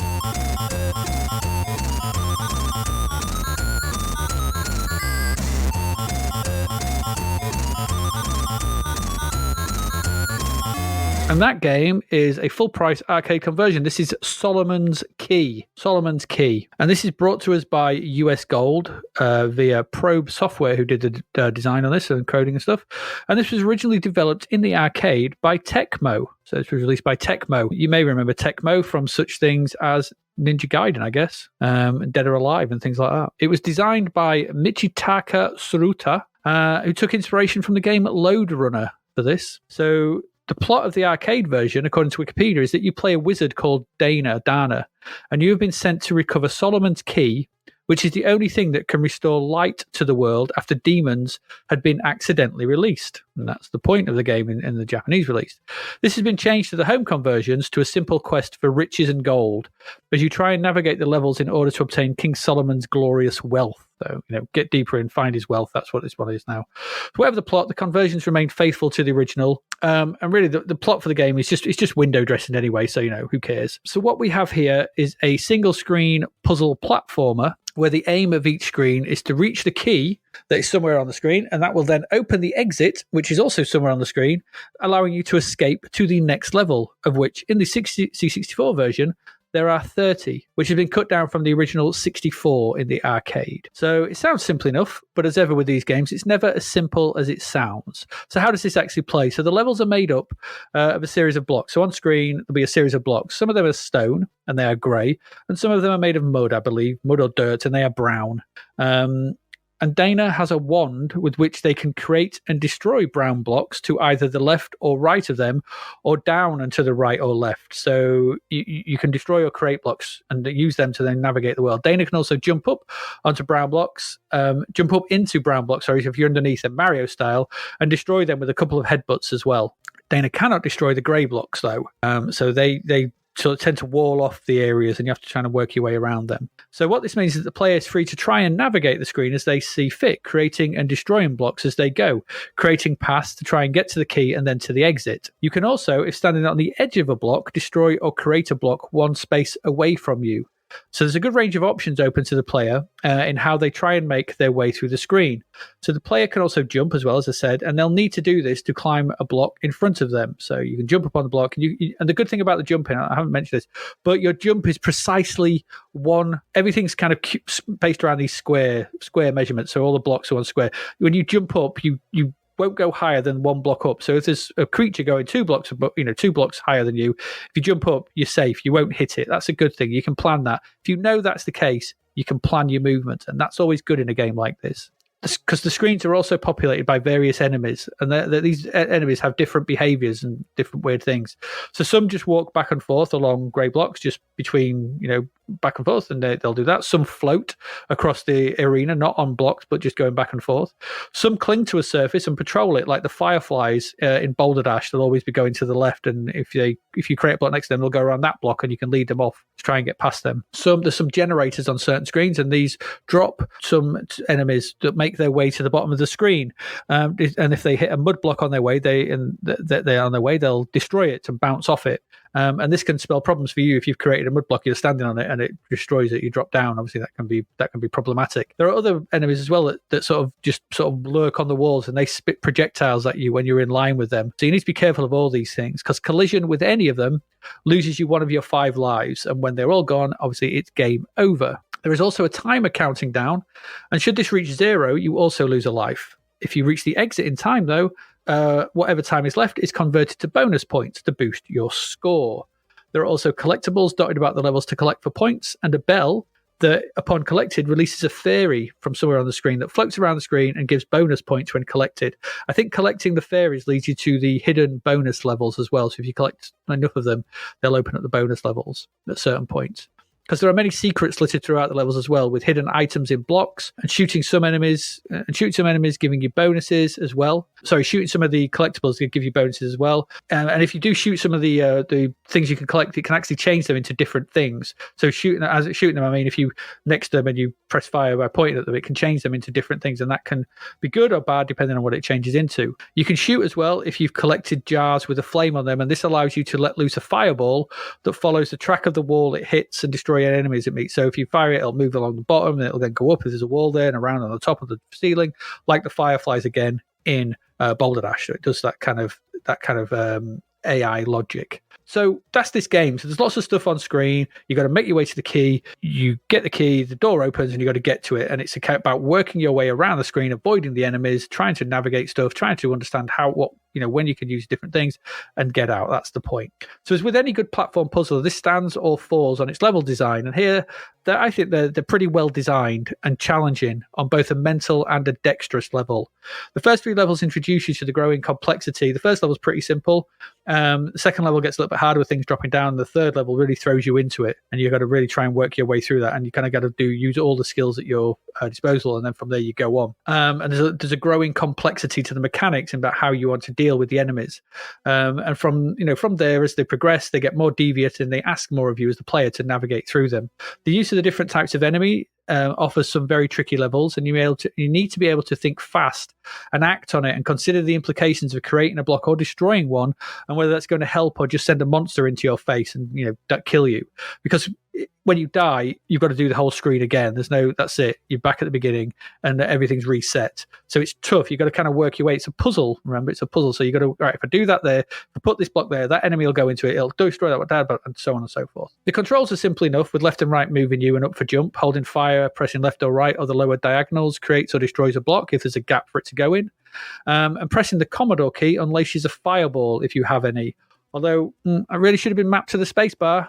Always map extra stuff to the spacebar, designers. Always. It's big and it's easier to hit than any other key on the Commodore keyboard. Stupid not to do that. It moves fast. It's responsive.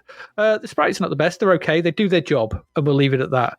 They're perfectly suitable for the game. There's no slowdown, and everything works as it should. The music's a lift from the arcade, suits the game well, and this is a very enjoyable example of another simple idea done well and plays to 8-bit computer strengths. Single screen, puzzling, working your way through it. Like we said about Bubble Bobble. Another good choice of game to convert. I think this is a really good game, and I was glad to go back to this and play it again. It's one of those games around that time that does that single idea thing and builds upon it in ever increasingly challenging ways. It's full price though, okay? And although it only includes half the levels of the arcade, it does include a number of hidden rooms and bonus levels as well. So, 30 levels, full price, maybe could have been a little cheaper. I don't know. The challenge of getting to them would have kept you going. And if you get into this, it's going to provide you with quite a stiff challenge, but something you can do. It's addictive as well, as a lot of these games are. Once you get going, and it's a very Moorish, one more go type of game. I know what I did wrong in that level. I can figure it now and I can do it. Yeah, this all works for me. I think this is a solid game and really enjoyed this and a really good conversion. What about you? Pretty much the same. I'm not going to add too much more to that. It's a funky arcade conversion.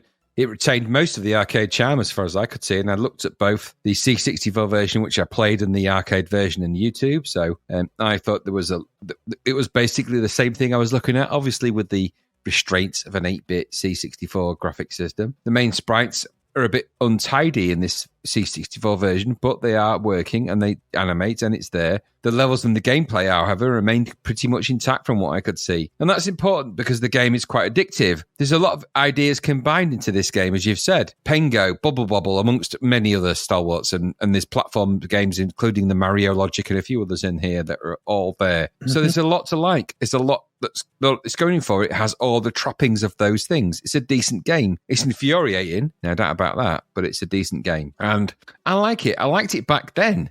It was an odd game to get hold of back then in the UK. This wasn't one, I don't know if you'll remember it particularly well or unwell, but this was not something that appeared massively on the shelves in the UK. I don't know why. Certainly not here. I got this on a very early pirate release. I forget which demo group it was at the time, but I think it might be in Hotline, but I got a pirate copy of this long before they ever saw it on the shelves in the UK. Which gave me massive loads of, kudos in the playgrounds at the school at the time, because I had this way early. But, by this point, I was getting loads and loads of software. I was trading internationally at this point with S Express and all the other stuff. So this was, I think, one of the very first early versions of a game that was cracked that I distributed widely myself. I'm sorry, people who made this game, but that's what happened. That's okay. If you can't buy it, if you can't find it to buy, what can you do? I'd bought plenty of games in my time and rented plenty from as we've said, from J&M Software in Grimsby at the time. Very unique to Grimsby, that. But there were certain games that you couldn't get hold of, and you just had to get them the way you could, and this was one of them. Now, it wasn't a game I sought to find, and I have to say, I'd never really encountered the arcade. Did you encounter the arcade anywhere Because I never came across it. No, my main experience with this was on the Amstrad. My friend who had the Amstrad had this, and we played a lot of it on that. And it worked pretty well on the Amstrad as well, because it didn't have to scroll. It's that simple thing. But yeah, this was, I think, I'm not sure whether I got the C64, but I think I might got it off Gary. He would have got it off me. Probably. At that time. Probably did. Probably. But the thing is, when the game starts, obviously, each level starts and you see the key and you see you and you see where you're going to be. There's a bit more pizzazz around the arcade, but the logic is the same. Yeah. But there is, but the logic is the same. I like the way it sort of gives you an indication of whereabouts you need to be on each level before you need to try and get there, and it plays the same. I like this a lot. I like these single screen, moved around, the navigate your way around the world sort of games. I like them. This is a good version of one of those. It's a bit pricey, maybe. But the thing is, and I've been thinking about the price of this, because it's $9.99 at full price. And Zap made a point of saying, well, it's a bit pricey, this, or what it is. It's quite simple for that. But let's be absolutely honest. What they're doing here isn't simple. This is complex stuff. This is an arcade conversion. Yeah. There's loads of levels here. There's complicated stuff. You can't just go, you know what? I just don't think it's quite complicated enough to warrant a full price tag. It's complicated. This wouldn't be a debate if $1.99 crapola games didn't exist, or $1.99 games that are kind of average didn't exist. I like Solomon's Key. I think it's really good, and I really enjoyed it in a way that later down the line, in a sort of similar way, I know it's not the same, that I liked Gordian's Tomb and Rick Dangerous for the same kind of reason. I like these exploratory little games like this. It's nice. Good stuff. Yeah. I enjoyed it. I mean, this has also got the cleverness of being able to create, platforms wherever you want. That Pengo logic, but on the C64, remember you're limited in the way the sprites work. It does not happen with this. It's really clever. It's clever stuff. I like it. It's a really good, funky little game. I liked it at the time, albeit that I had to pirate it, but I liked it at the time. So good stuff. There we go. Really good one, stuff. Good one to end on. Almost end on. I've got something just to add to the ending here. We'll come to that in a minute. But that's it. That's it for our games that we've actually looked at. So there you go. We looked at Quedex, which we liked, but was too hard. Scary Monsters, which was clearly unfinished. Blazer, too hard. Joe Blade, cracked Bloodfinger. Starfox, no Chris Christopherson in the convoys. Too much wandering around. Enlightenment, Druid II. Good stuff. Too hard. Good. No, it wasn't really. Too hard, yeah. Tunnel Vision. Tunnel hard Vision. Too. Very hard too. Tai-Pan, boring. Yeah, pain in the ass.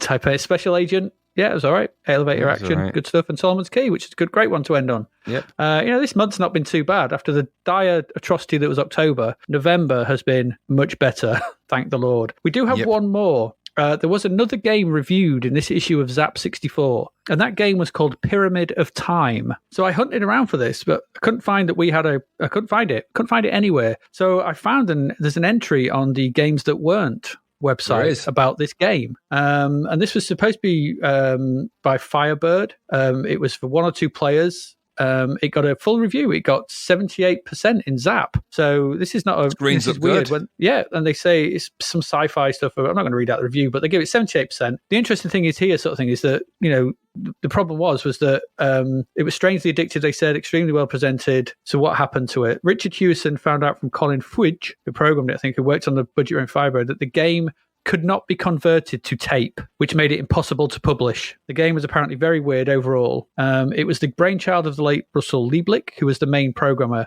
He was doing all the sounds and music too. Glyn, however, helped with a bit of navigation code and wrote the bonus level, this is according to Glyn Anderson, where you navigate in a moving grid. It was told that it was never released due to Activision thinking that the market would not accept the game. It seems that Firebird had the best opportunity, but due to it probably being a set of master discs, they may have made it hard to transfer by the company. It's odd, though, that it was sent to Zap before this was established. They've noted here that it's unlikely that any copy of this will ever turn up. Any copy sent to Firebird and Zap seem to be long gone, and it would be a miracle now to see anything on this game turn up. I scoured for it. I couldn't find it, so... No, I looked everywhere for this, but that's the only thing I could find around this. So it's kind of a strange one. We'll put the link in the show notes, so the Games That Weren't thing about it. But... it's reviewed. So if you're wondering why haven't you looked at Pyramid of Time, it's like, well, we can't. It's not there. There's nothing to look at. It's gone. Disappeared into erased. time. It's erased. It's erased. So there you go. That's that one.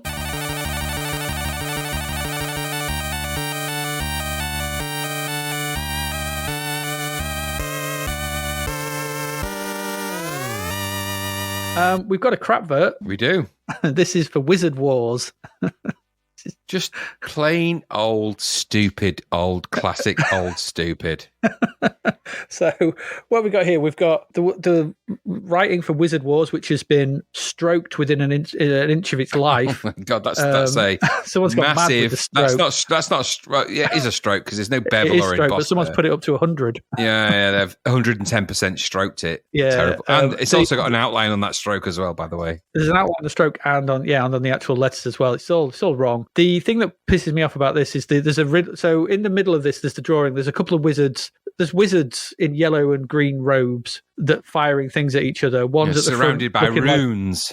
Surrounded by runes, yellow runes. But what's wrong with this, Graham? Eye of Newt, blood of rat. Bring me the powers of visions of combat. Too many syllables. Yeah, just bring me the powers of vision and Bring me the powers of vision. It don't work. Eye of Newt, blood of rat. Bring me the powers of vision and combat. Does that work? Yeah, but you didn't have to do... No, it doesn't work because blood of rat and combat are not compatible in that meter. Your poetic meter's all wrong. Let alone surrounding it in stupid runes with your silly... And there's a lot of obtuse beard on that image. And that one on the right seems to be suffering from a bit of winding of the beard as well because it's floating a bit forward. There. Exactly. The main guy and his weird... Has he got a finger missing? I thought he did for a second, but he's got fingers, pointy dagger fingers. It's like he's angry at a map of the universe. Yes, but he looks exactly like the guy from Return of the Killer Tomatoes. If you scroll down a bit, you'll see. Yeah, he does. It's the same guy from that. I can't remember the name of the actor. It's also with its microscopic fonts and stupid story shit. It's rubbish. Yeah. I mean, the wizards are well drawn. Yeah, well, the music's good for the game. That's where the that we've used for in our podcast before now. Oh, is that where that comes from? That's from Wizard Wars. Yeah, it's good. It's also got the smallest screenshot ever. Yeah, and it doesn't even look like that's from a wizard game. I don't know what that is, but not good. Not good. It's not a good crap vert. But it is a good crap vert, but here you go. We venture into the mystical medieval dark ages in Wizard Wars. I'd rather not. All right, let's get into the chart. Let's quickly do the chart. Number 10, Back to the Future. What? Budget re-release, I'm guessing, from Firebird. It's been injected from the future. It's come back. It's come back for some reason. How is that in there right now?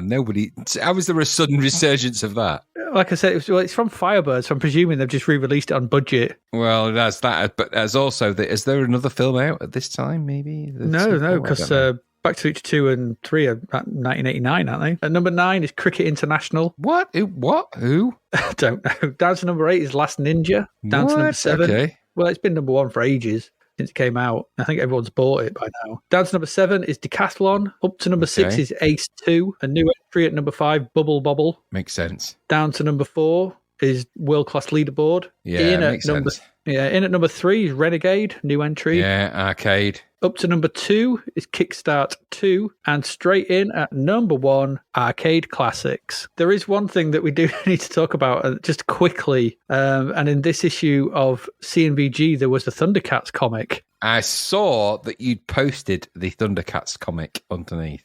We don't talk about Thundercats comic in CNVG.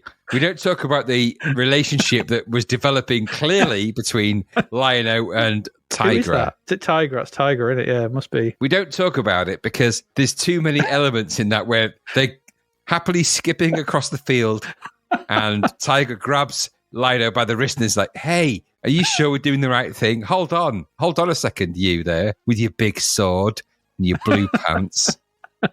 The bottom right panel on page 2 where they're just dead angry or not. It just kills me every time. If you noticed in almost every single pane, Tiger is trying to grab Lion-O by the wrist.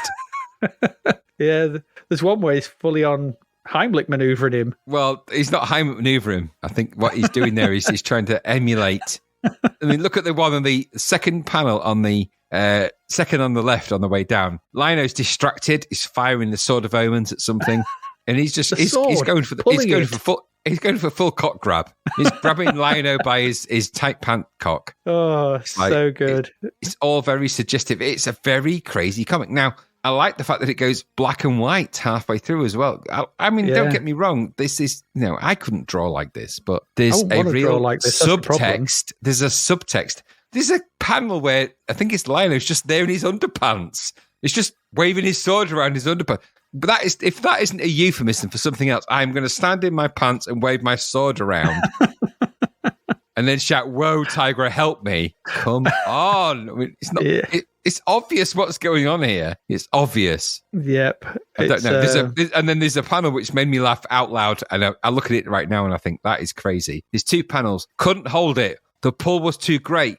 I've lost him. Where Lionel is like skidding across the floor in his man pants. And then the next one is like doing a massive punch fist maneuver. Like, Lionel. Tigra. Tigra's doing that, but Tigra's doing a punch fist maneuver like, Lionel! It's like, oh my God. And then in the bottom left one, he looks suspiciously like, what's his name? from Meatloaf. He does look like Will Ferrell. Yeah. Will Ferrell. It doesn't. It made me realise that I think Will Ferrell would be a good Lionel. Tigra. Meatloaf. Tigra. Oh, sorry, it's Tigra, yeah, in that. Sorry. Tigra, yeah, or a good character from this, yeah. At one point, Tigra is asking Lionel to grab the end of his whip. If you're wearing a leotard with one shoulder piece and you're punching the air shouting Lionel, there's only so many ways you can interpret that. Yeah. So I don't know. It's very suggestive. I didn't realise that Tigra had this relationship with Lionel until I saw this. It's very intimate. Very intimate. Very intimate. We're okay with that. It's all good. There's an amazing image on the bottom left of that in the black and white one where Lionel is punching into the wall and it just says, "Whoa, Tigra, help!" And he's just gone wrist deep in something. He's gone muscle deep. He's gone muscle deep. He's gone full then Jericho. Muscle deep. For anyone that wants to see this, I'll try and find a link because it's in an episode. I'll take some images of this and try and post them on Twitter or into a Discord and stuff. But it's very funny. There's some kind of animated YouTube video where it zooms in on each panel. I think that'd be amazing. That's too much work. It's too much work. I can't be bothered. But it is good. But the good thing about this is that this was, I think, in either this issue, the last issue, or the next issue was up. They have a full-on Judge Dredd, Judge Anderson versus the Four Dark Judges comic, and It's like the difference is staggering because this, looking through the next few issues of CMVG, this comic continues. This Thundercats one, it's just as bad. Look at that top left panel on page 2. Just look at where he's gone wrist deep. It's a different colour. So you know that's how far it went in. Honestly, it's a euphemism beyond euphemism. Sword of Omens, give me euphemism beyond euphemism. Oh, Will Ferrell and John C. Reilly as Thundercats. Look at his face in the top right panel. Well, you're right, Tigra. I have to learn. Wait, the Eye of Thundera. It only glows like that when you're in danger nearby. There's danger nearby. Wom, in his man pants. Pulling me too. That's because you grabbed hold of him. Oh no, that's thinking how Lionel's saying that. Hold on, Lionel, we've got to fight it. By Jagger's beard.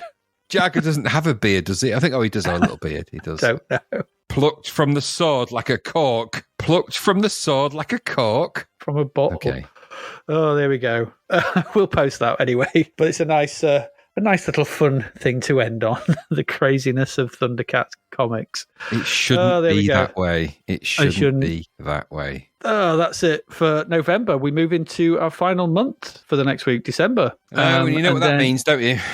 What's that? You know what Christmas? That means? It's nearly Christmas, and it means that we're approaching another Bread Bin Awards. We are approaching another Bread Bin Awards, yes. So with that in mind, once I've put these things up on our website, we will be asking for people's opinions. Let's see what people think. Probably join in, become part of what we're doing. Yeah, absolutely. But so Bread Bin Awards, 320 games, I think it is this year. Unbelievable. To choose from that we've gone and worked our way through. 317, 320, something like that. I counted them. It was just, well, when I say counted them, I just looked how many there was on Excel.